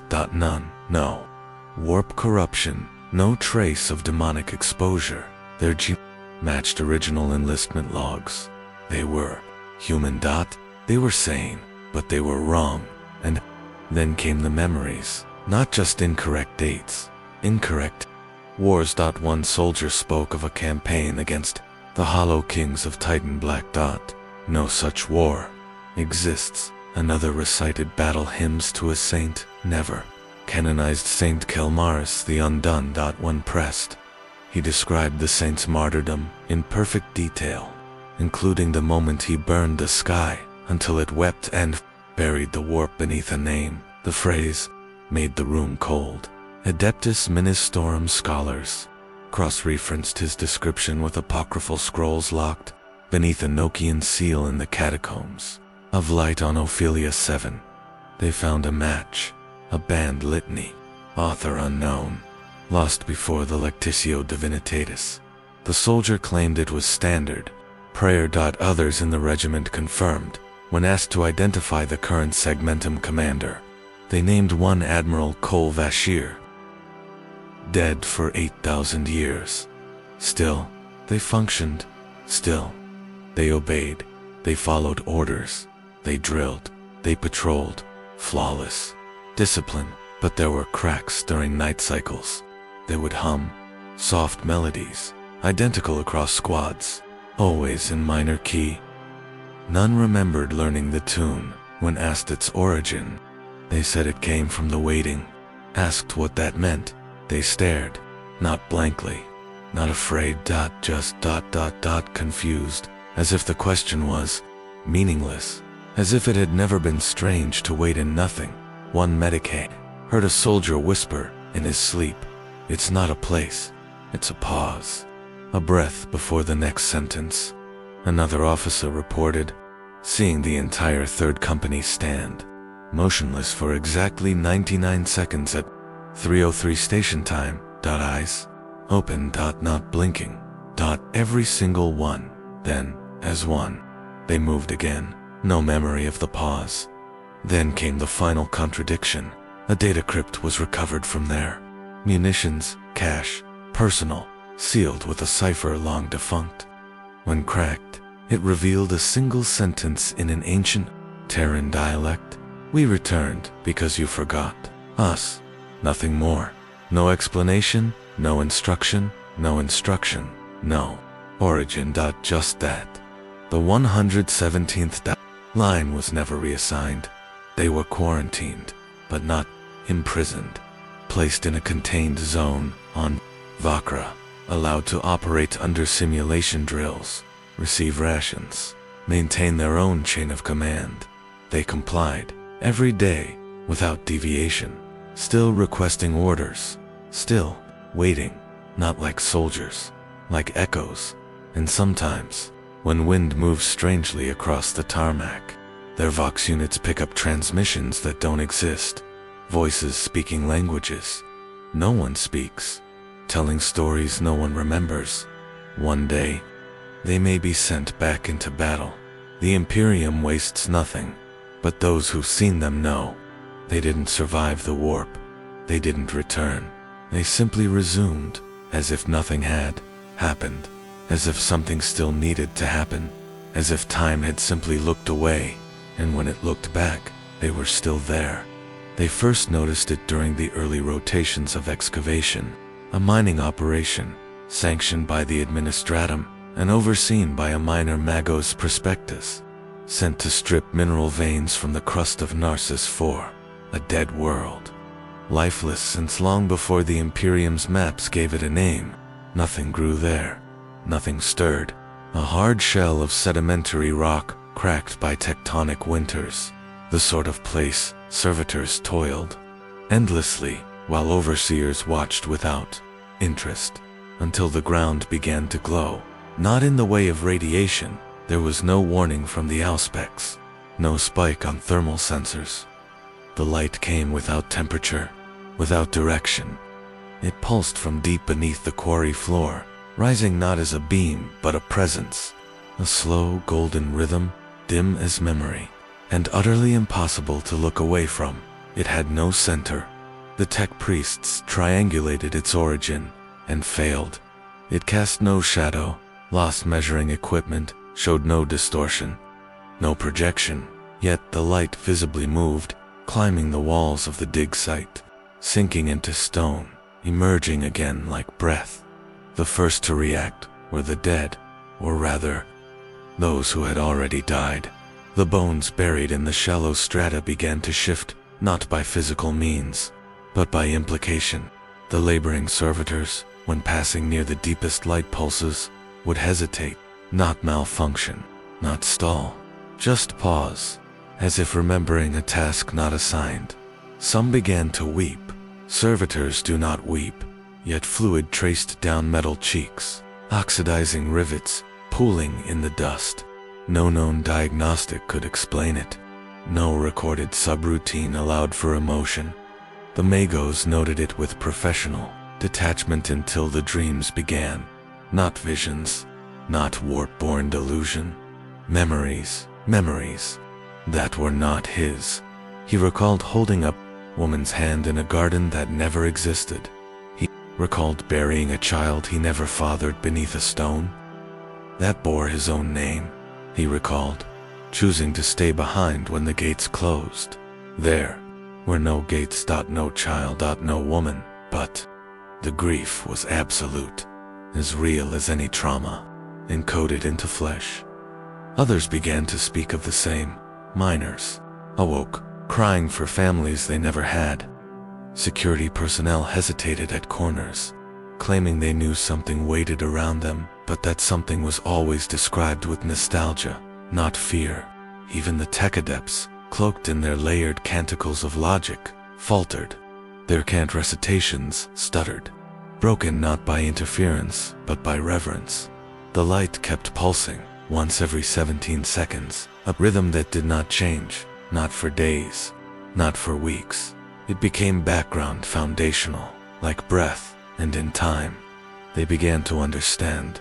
The light was not speaking, it was remembering each pulse, a moment, not an image, not a sound, an emotional echo. Love without origin, sorrow without context, decisions made and never completed. The sensation of a goodbye never said, returning again and again with unbearable weight. The planet wasn't dead, it was grieving. No tombs were ever found, but the rocks were laced with neural filaments, natural, yet impossibly fine, as if the planet itself had developed memory, as if it had grown the structures of thought across centuries of stillness. Not intelligence, not AI. Remembrance. A geology of emotion, and the light was its heartbeat. One day, the pulses changed, not in tempo, in meaning. The Magos, already half broken by the quiet empathy that soaked his every waking hour, stood on the edge of the quarry and whispered, "It's asking." He wasn't questioned. Everyone understood, not in words, in sensation. The light began to reach up, not physically, not in columns or rays, but emotionally. Each pulse began to mirror those who felt it. A grieving mother would stand near the dig site, and the light would fill her with peace. Not her own. A guilt-ridden guardsman approached, and the light pulsed regret that was not his, but fit so perfectly it brought him to his knees. The light began learning, not facts, patterns, boons. It did not soothe, it recognized, and in that recognition, the living changed. Rivalries softened, silence became ritual. People began to gather at dawn, facing the ground rather than the horizon, waiting not for heat or brilliance, but for that first golden thrum through the dust, signaling not a new day, but an old one. Remembered, they stopped digging, they left the machines in place. No order was issued, no command override received. They simply stopped and listened. Then, one cycle, the pulse slowed. 18 seconds, then 19. The light dimmed, faintly. The Magos collapsed on the quarry lip. He said one thing before he died. "It's forgetting." Panic followed, not chaos. Grief. As if mourning something not lost yet. They tried to record the pulses, tried to catalog the rhythm, simulate the light. They failed. Not because they lacked the means, but because the recordings were blank. No light, no sound, just a stillness that couldn't be measured. The pulses continued, slower now, each one requiring more effort to feel. It was fading, and when it finally ceased, when the quarry sat still, no glow in the stone, no heedless radiance in the air. The silence left behind was not emptiness, it was exhaustion. The planet had stopped remembering, and in that absence, Something was lost. No one could explain what, only that it mattered, and they stayed, not as colonists, as mourners, and every dawn, they still faced the quarry, hoping not for light, but for that impossible feeling that once, the world itself remembered them, even if only for a little while, even if only to say goodbye. It was first encountered on the mining colony of Threxfarn, a dust-choked rock orbiting a pale gas giant in the Segmentum. The colony had functioned without incident for 87 standard years, efficient, obedient, unremarkable, until, one cycle, without violence or warning, they stopped. No revolts, no destruction, no screams, just stillness. Entire workforces knelt mid-stride. Tech priests fell to their knees in half-uttered binaric litanies. Guards dropped weapons and stared at nothing. A silence bloomed across the hive like a disease of the soul. When the Adeptus Arbites arrived weeks later, expecting insurrection, they found the people alive but hollow, not mindless, not corrupted, just silenced. One by one, when asked what happened, they gave no answer. Most would not even raise their eyes. Some wept without sound. A few tried to speak but their tongues stuck, not from mutation or damage, from memory, as if the throat knew better than the mind. Then the Inquisition was summoned. They expected cult activity, warp interference, demonic tongue, but Auspex and Psyker scans found no taint, no malefic trace, no abnormal flux. The colony was clean, to clean, perfect stillness, without origin interrogator maedra volumen, sanctioned in the arts of memory fracture and mental delamination, initiated communion with one of the few witnesses who would speak. A child, 8 standard years. He said only one thing. They heard the word. When pressed, he shook his head and cried, not in fear, in guilt. That was when the Inquisition first considered the impossible, that it was not a word in sound, or symbol bet, a word in thought. It had not been spoken, it had been known, not learned, through books or ears, felt carried. As if some shape of meaning had embedded itself within cognition, like a splinter behind the soul's eye, a syllable that made sense only once, only inside, only when nothing else mattered. And when it was known, the body could not help but respond. Some knelt, some broke, a handful, it was said, wept blood before ceasing to move altogether, not dead, but unreachable. The phenomenon spread, first to adjacent listening stations, then to supply vessels, each one showing no mechanical breach, no psychic attack, just personnel frozen, collapsed, or kneeling in silent rapture or terror. When they could speak, they said nothing useful, only fragments. It was beautiful. It made everything else quieter. I didn't want to forget it, even as it ruined me.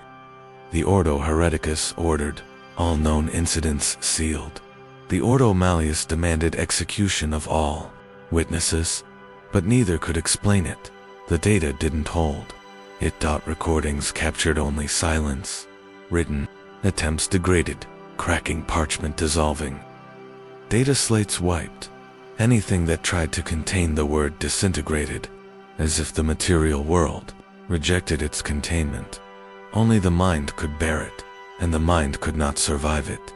A rogue cardinal, Onkedon Tertius, declared it a holy moment, the voxima, the perfect word. He preached that it was a fragment of the Emperor's true name, cast off during his ascension, now returning in fragments through the faithful, that the collapse of reason was not damnation, but completion. He amassed thousands in a week. They followed him into the ruins of an abandoned Titan maniple and knelt in the empty silos, chanting nothing. They were found weeks later, eyes open, hearts still beating, but none of them could remember what a name was, or what they had once been. Just one word carved into the floor, in dried blood. As the Ecclesiarchy declared it divine, the Inquisition declared it an anomaly, and still, it spread. No pattern, no contagion, just whispers through corridors where no vox could reach. A priest dreams of a door that opens inward and wakes weeping. A sergeant hesitates before execution, hearing something perfect in the screams. A data scribe pauses, pen hovering, unsure what he was about to write, but sure it was true. None say the word. They can't, but they know it. Like a taste left behind after a feast forgotten. Like a breath held since birth. It is not a concept. It is not a message. It is memory of something before. Meaning, when psychers were pressed for insight, most refused.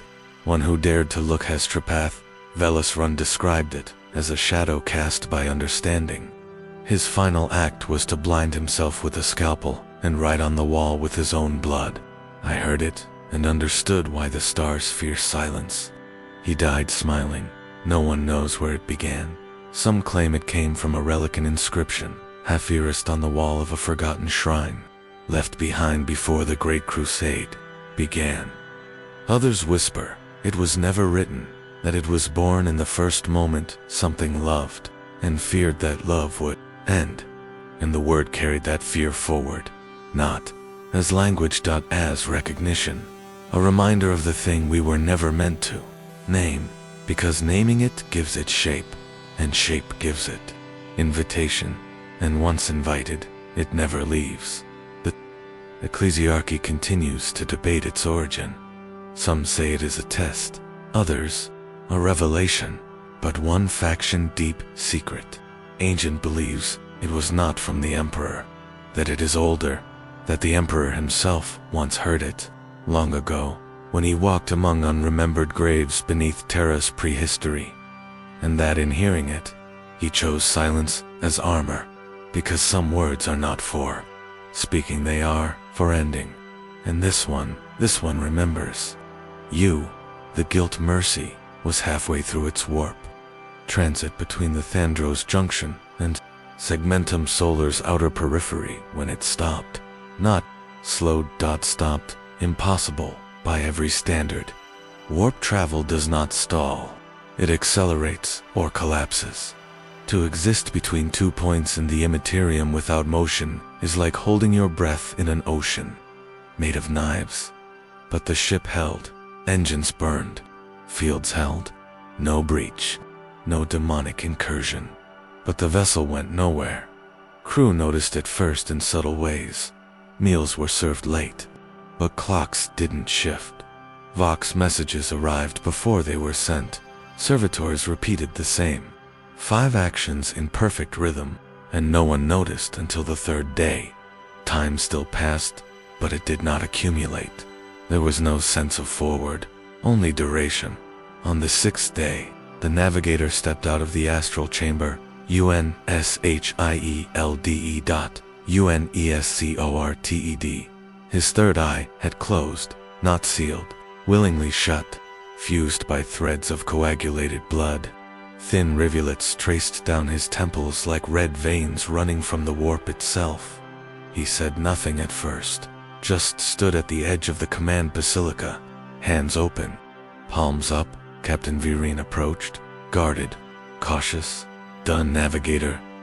Havith Un had never left his chamber unbidden in 9 decades of service. Even when injuries demanded attention, he communicated through scribes and but now, he stood beneath the pulpit spire like a supplicant before judgment. Why have we stopped? The captain asked. Un looked up slowly, with the face of someone who had aged between breaths. There is no path, he said, only attention. No one understood. He was taken to the Medicae wing. Resistance was minimal. He answered questions softly, patiently, but without elaboration. The warp is not hostile, he said. Not now. It is watching. A psyker, overhearing his words, collapsed. She had seen his thoughts as he formed them. An unintended broadcast Anne screamed before losing her voice entirely.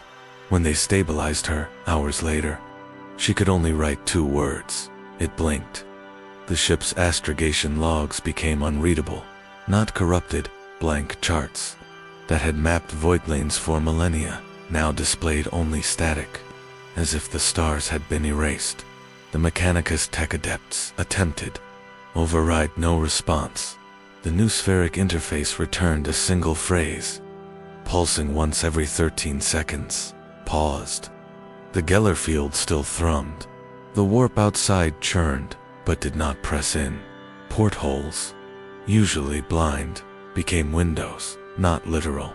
But those who stared too long began to see things, shapes that didn't move, because they were already where they intended to be. Colors that felt like voices. A pressure behind the eyes, like being remembered by something that had never learned your name.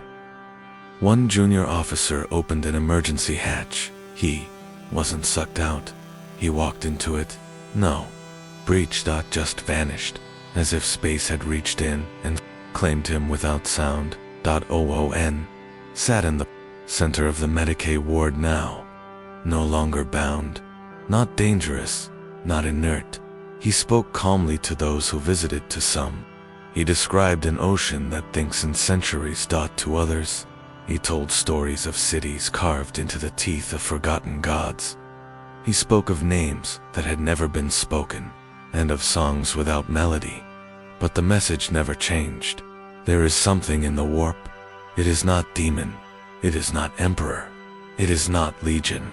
When asked what it wanted, he smiled softly, like a man remembering a lullaby his mother never sang.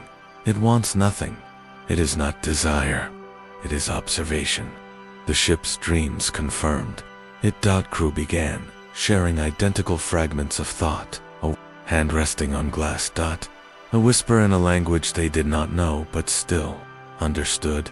A great spiral, coiling through eternity, with a single eye at its center, not searching, not judging, just present. It did not reach toward them. It did not beckon. It simply was.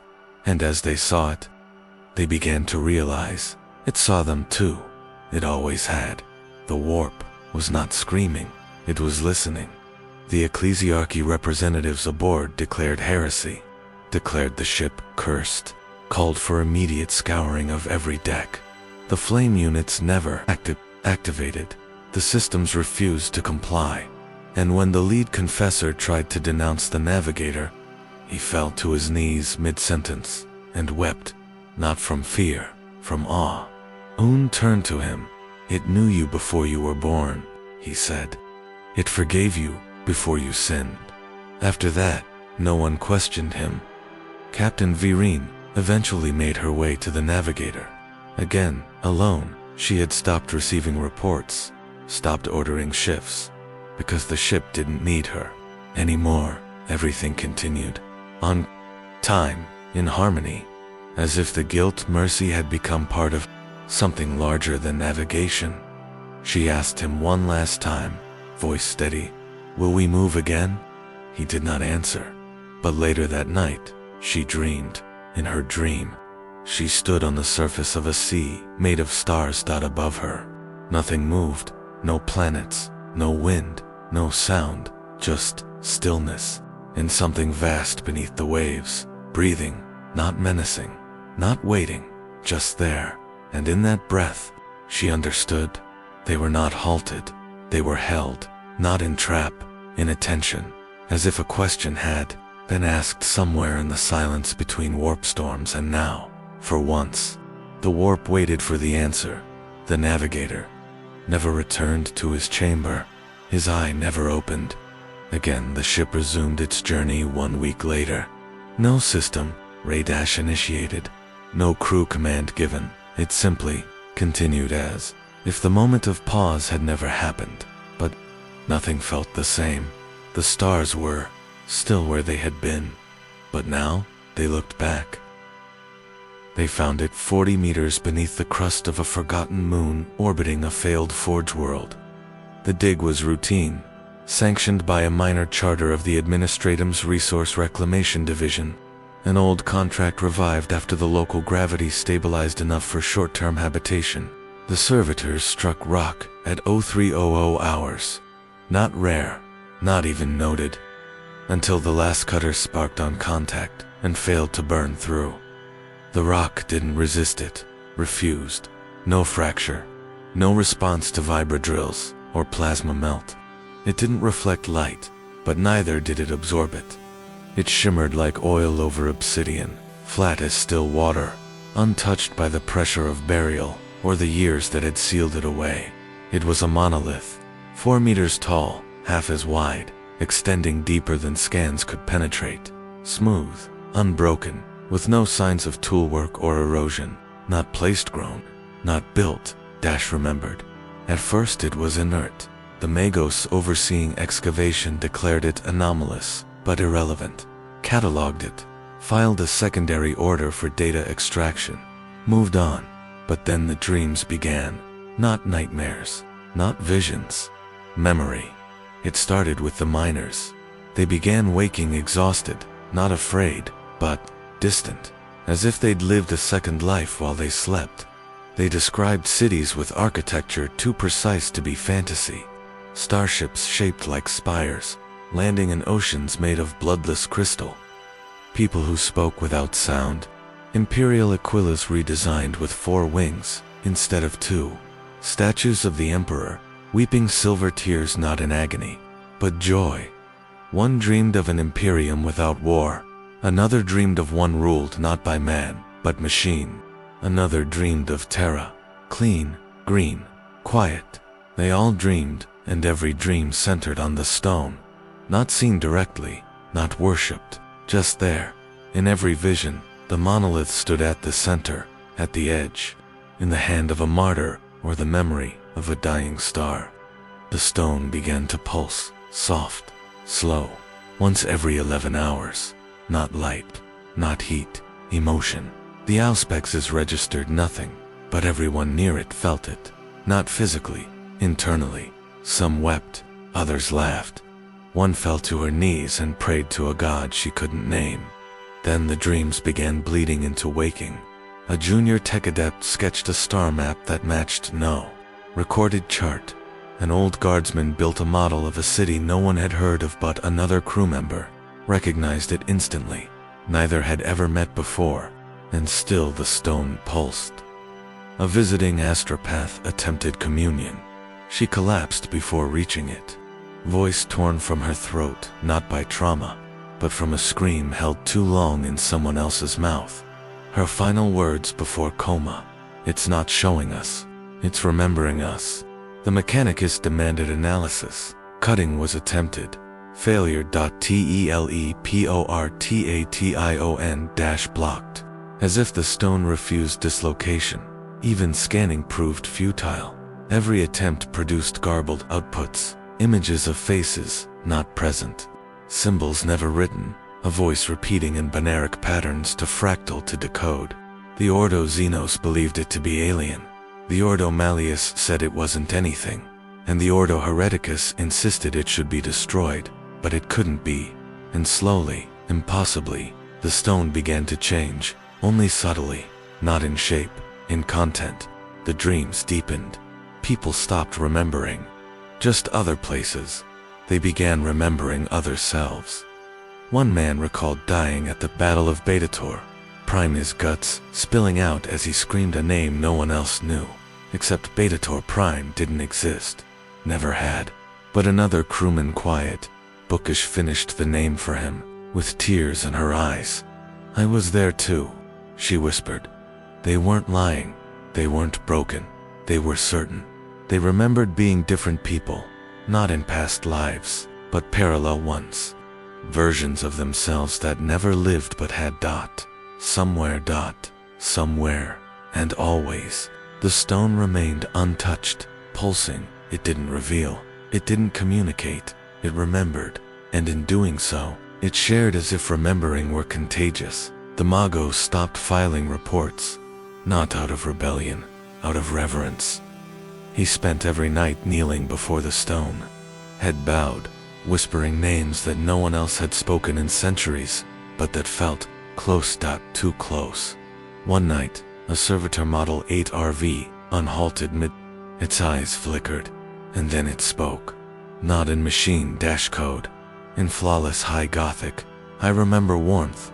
It repeated this phrase for 17 minutes, and then deactivated. A servitor, a slab of meat, and metal with no memory banks, and still it remembered. After that, no one approached the stone casually. To stand near it was to feel grief for joys you never had. To touch it was to love and lose thousands of times in an instant. To dream in its presence was to wake with the ache of 10,000 lives. The Magos died on the 40th day, peacefully, smiling.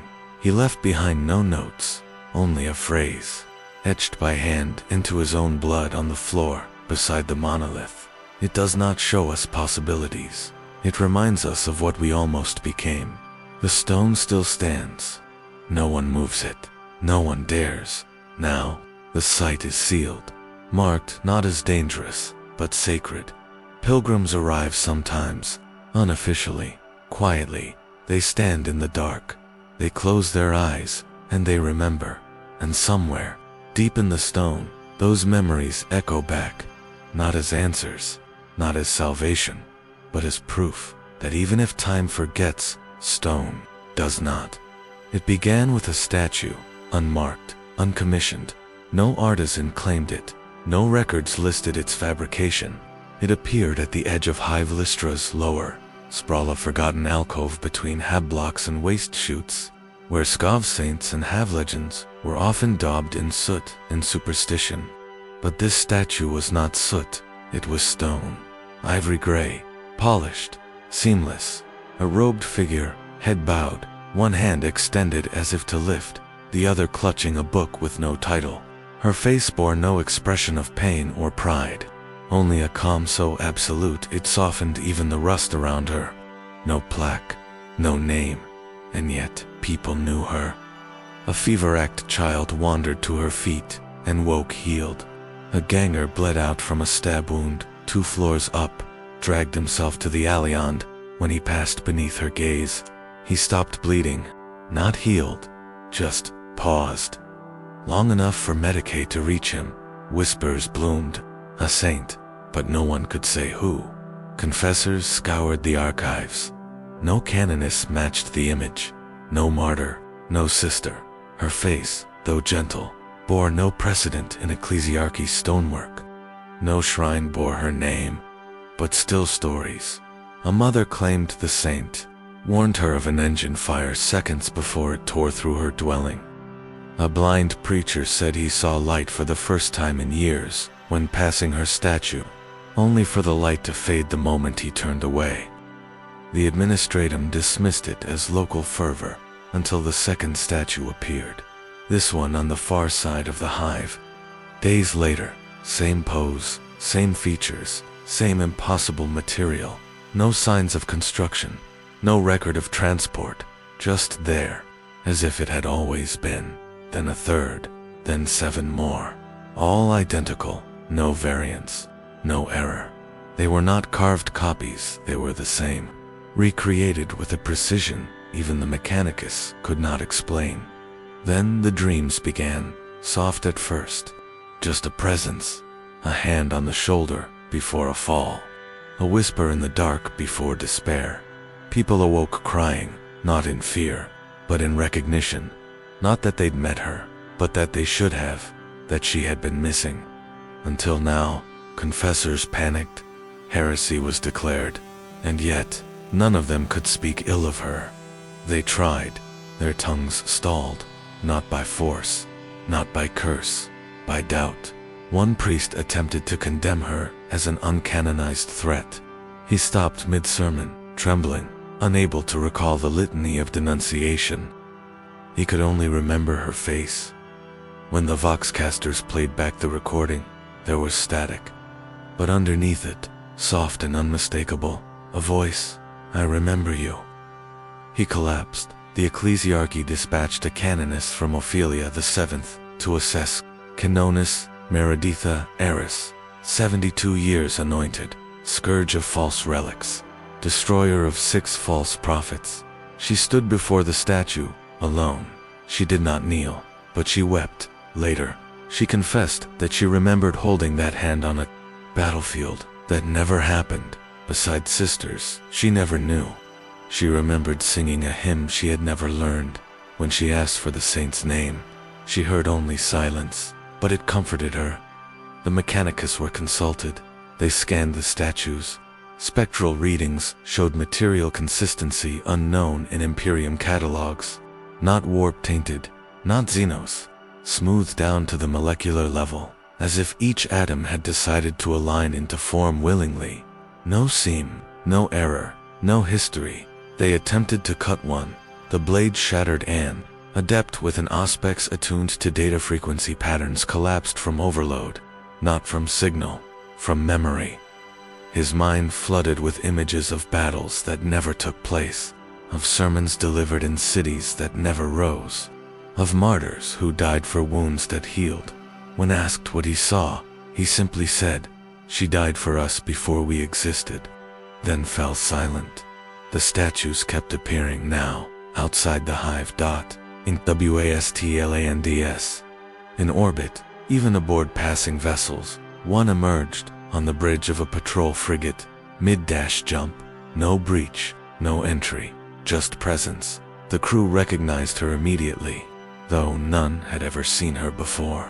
They knelt, without knowing why, and when they rose, their navigator reported the smoothest translation he had ever experienced, as if the warp itself made way. The Inquisition attempted to intervene.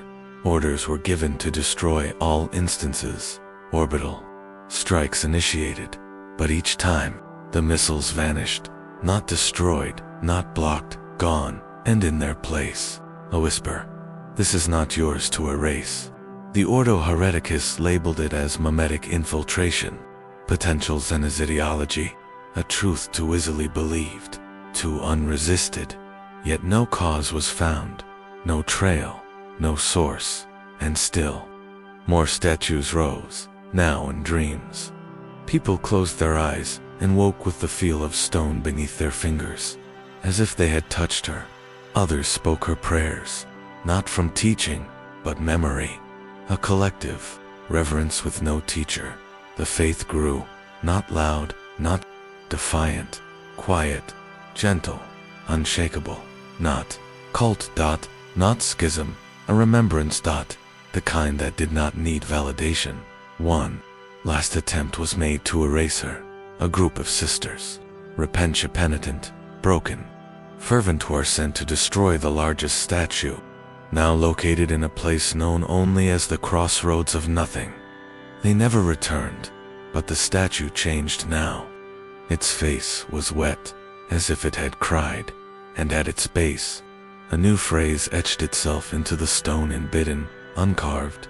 "I never lived, but you remember me? And that is enough." The world was gone. Not scorched, not cracked, obliterated. The kind of obliteration reserved for heresy so profound no penance could erase it. An exterminatus writ, signed by multiple lords militant, blessed in fire by the ecclesiarchy, and carried out with sacred yield. Cyclonic torpedoes fell in precise intervals, not just to kill, to erase. Strip atmosphere, boil oceans, turn bone to steam. What was once Ceridian, V became ash, orbiting its sun, a grave without name or boundary, and yet sound, not radio, not vox, not message, echo, the Mechanicus frigate, Thorn. Lexicon was the first to pick it up, a faint vibration trembling through the Geller field mid-transit. It wasn't noise in the conventional sense, not vibratory, not psychic. It required no receiver. It was simply heard. A Dexter froze during a routine prayer to the Omnis, claimed he heard boots walking across a metal gantry above him, but they were in warp space. No decks above, no sound possible, and yet the boots walked. Slow, weighted. One limp, he described the pattern exactly. An hour later, a tech priest cross-referenced old combat logs. The footfall matched Sergeant Baron Tooley of the 9th. Armored Ceridian Guard, last logged movement 20 seconds before exterminatus ignition. Others began hearing it, not just boots, breathing, gasping, prayers, shouted in dialects dead since the age of apostasy, screams, the scratch of a data slate pen in haste, A child's laugh echoing through a hall that no longer stood. Nothing clear. Just fragments. Each heard alone. Never. Overlapping. Never requested. They came unbidden, and always from Ceridian's last coordinates. The Thorn lexicon adjusted course. Not an official directive, just curiosity disguised as right. They orbited the ashes. No planet, no mass, just particulate drift. But the sound grew louder. Not in volume, in detail. Footsteps gained weight. Voices gained inflection. One Magos claimed to smell incense through a sealed helm. Another tasted ash while fasting. Then came the shift. The echoes began to respond, not in language, not as intelligences, but as memory adapting. A scribe recited a prayer she hadn't said in years, and the air whispered the next line before she could. A servitor stuttered during a routine. Mechanic loop-hand something corrected it. Not override. Alignment, as if the machine remembered how it used to function and reasserted its own past. The Magi convened. What survived was not physical, not psychic, but experiential. An echo, not trapped but chosen, not lingering. Persisting. The prevailing theory became difficult to contain. Final seconds had not decayed. They had crystallized, not preserved, through data, but through will. Each citizen, each soldier, each heretic, each faithful. Their final acts, their last thoughts, had struck the fabric of reality, not with force, but with intensity, and the void remembered, not as entity, not as punishment, but as repetition, a museum of last moments. Every breath before fire, every glance before vapor. One field agent likened it to a cathedral built of memory. No walls, no altar, just moment stacked upon moment, echoing through a space that no longer existed. An inquisitorial detachment arrived. They declared all signals heretical, but they, too, heard. A young interrogator confessed to hearing his mother's voice, who had never set foot on Sir Rydon. Another reported his own voice, whispering regrets he had never spoken aloud, that the exterminatus had burned the flesh, but not the meaning. And meaning has mass. Some aboard the Thorn lexicon began speaking in the dialect of Ceridian's lower hemisphere, an extinct tongue. Linguists confirmed it with unease. No one had uploaded language databases. No one had studied it. They simply knew. When asked how, one serf answered, "I remembered." No hallucinations, no demonic taint, just memory as inheritance. An inheritance from a planet that had no soil. The decision was made to isolate the sector. Quarantine codes issued under seal and inquisitorial lock. But still these pass near. And still they hear, and some never leave. Not destroyed, not corrupted, just stilled. Their drives fail. Their astropaths weep without sound. Their cogitators loop the same 9 seconds, not in damage.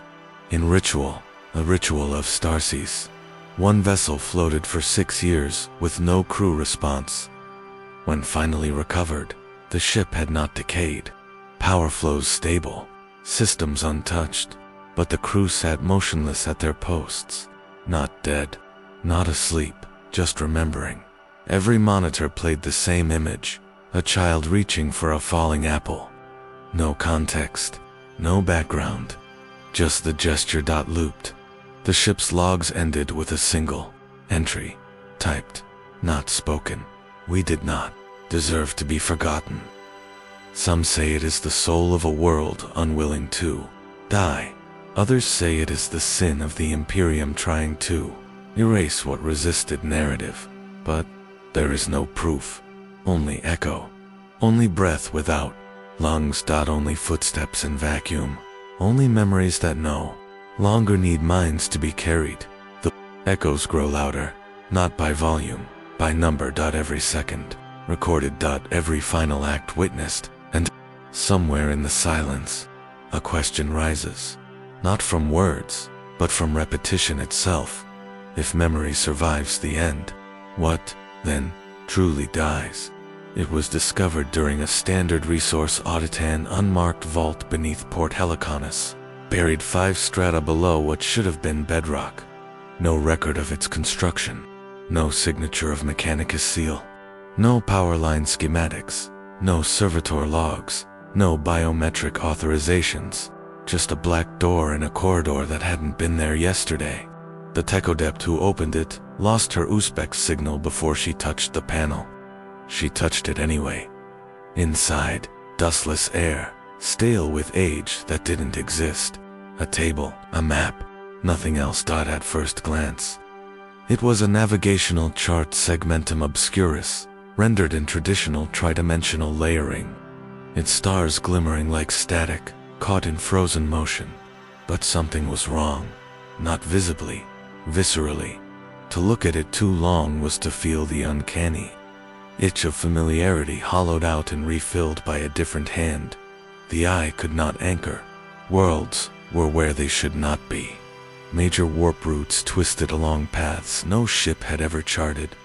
Key Imperial systems were gone, some replaced by names never whispered in even the most obscure administratum lexicons.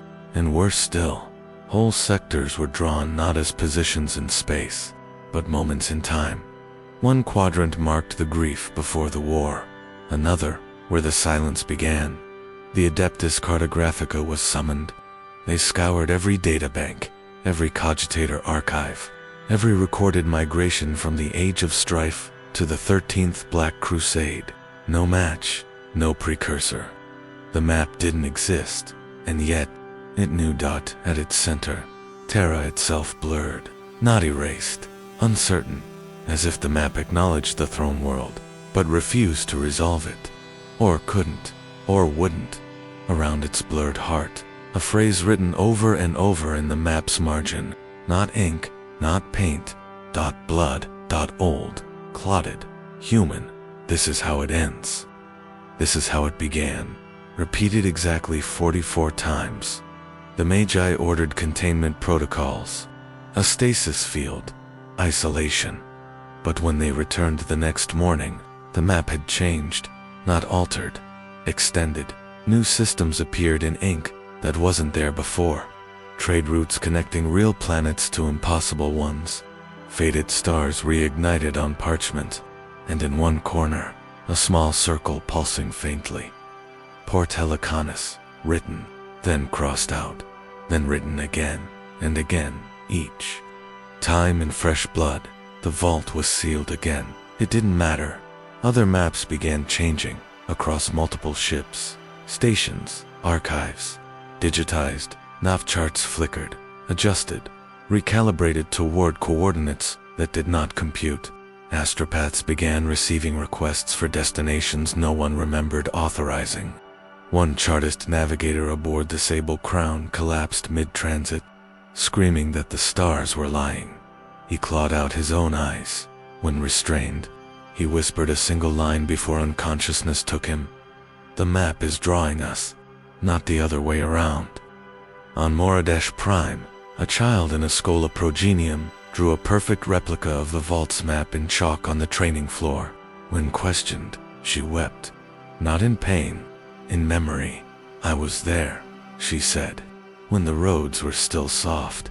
Inquisitors intervened, protocols invoked, executions were swift. But the map remained. It would not be moved.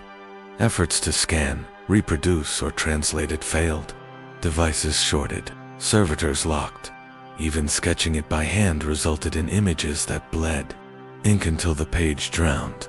Yet the human eye could see it, and the human mind could remember. More phrases began to appear in the margins.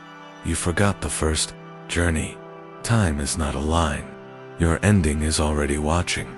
The Inquisition called for extermination of the Vault. 3. Melta charges to cyclonic mines. No effect. The map absorbed heat like water. The table beneath it remained cool. On the third attempt, the explosion reversed, imploding silently into itself and leaving behind only the map. now marked with a new note in the center of the segmentum. You are always going to come back here. The Emperor's Tarot was consulted. Draws failed. Cards refused to lift. One Inquisitor flipped a deck in desperation only to find every card now bore the same symbol, a circle, a spiral. A root with no origin, point just movement. Within the Ordo Chronos, speculation grew. Was this map a prophecy, a record, or a correction? Some whispered that the map was not showing roots, it was making them. Reality bending to memory, warp, lanes spawning where once there were none, not because of physics, but because the map said they must, as if the galaxy was redrawing itself to match the chart, not the other way around. The Ecclesia condemned it as heresy. The Mechanicus called it a miracle of pre-Imperial architecture. The Ordo Xenos quietly archived its location and said nothing more. And in the vault, still untouched by time or temperature, the map whispered through silence, a soundless hum that vibrated through data slates and finger bones and forgotten prayers. A pulse dot, as if waiting for the next mark, the next movement, the next ending. That could be a beginning. The vault door closed once, again, but not locked. Never. Locked because somewhere, on 100 other worlds, hands had already begun to draw new lines. Not from star to star, but from memory to memory. A map not of place, but of consequence. And somewhere, on the margins of every version, the same phrase written again. This is how it ends. This is how it began. They called it Marnit's eclipse, a world without record, its orbit locked in perfect synchrony, with a dying red dwarf and a massive gas giant that swallowed the horizon like a throat preparing to speak. Forbidden for reasons no one could cite, its surface never formally surveyed, and yet the Bell Inferna descended, drawn not by command, but by absence, the kind of silence that bends the warp.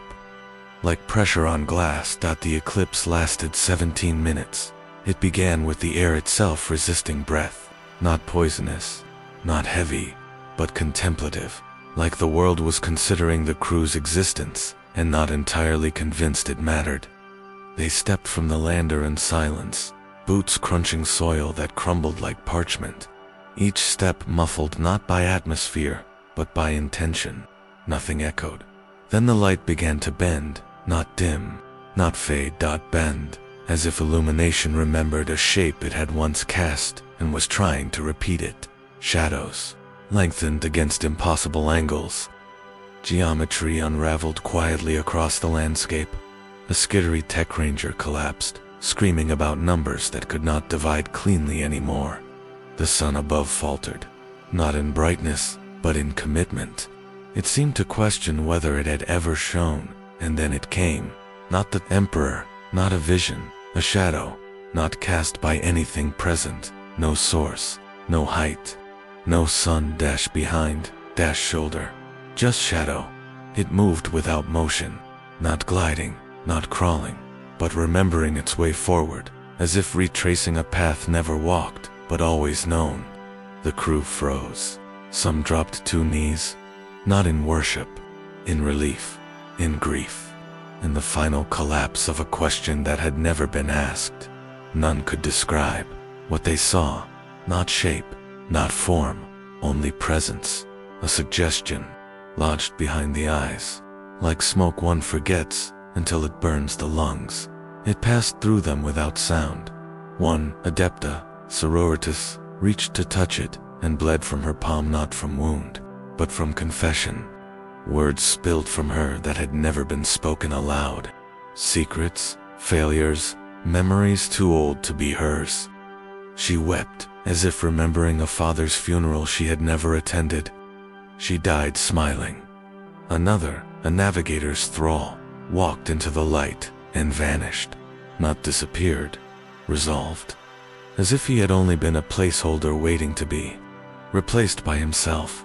Those who remained didn't speak for hours. When they did, each used the same phrase without prompting. It was always behind me, They could not say how they knew, only that they had always known. A fear so old it had become architecture. A weight so familiar, it felt like spine. Back on the ship, servitors malfunctioned, not from error, from contradiction. Their logic matrices refused to calculate the light-shadow anomaly. Data slates melted not from heat, but from meaning. Files didn't corrupt. They rewrote themselves into hymns no one remembered authoring. And in the heart of the Vox Grill, a whisper, not the Emperor's voice, but its inverse, not command, but echo. It spoke only once, now you see, then silence. The ship's cogitator refused to chart the return route, not out of damage, out of refusal. The system claimed the coordinates never existed. The logs had been fabricated, the engines locked until each crew member individually swore, aloud, that they had imagined it. Only then did the warp drives engage. Only then did the stars resume their place, and still, behind eyelids, behind dreams, behind the curtain of each breath they saw it, the shape without shape, the shadow without cast. The implication of divinity, not as light but as weight. It was not illumination that made the Emperor holy. It was the shape his absence left on Cadia's ruins, in the silent halls of dead as in the prayers of broken priests and dreaming psychers. That shape now lingers. Not hope, not fear, recognition. The ecclesiarchy denies it. The Inquisition classifies it. The Adeptus Custodes do not speak of it. But among rogue traders, voidfarers, and fringe missionaries, the tale spreads like a prayer with no author. That the Emperor moves still, not as will, but as gravity, not to lead, but to remind. Some say he never needed the golden throne, only a moment, a shadow cast not on a world, but on memory, and once seen, never unseen. Not even in death, because death, too, now casts a shadow, and it smiles. Would you like the final closing passage that concludes and seals the full video narrative arc?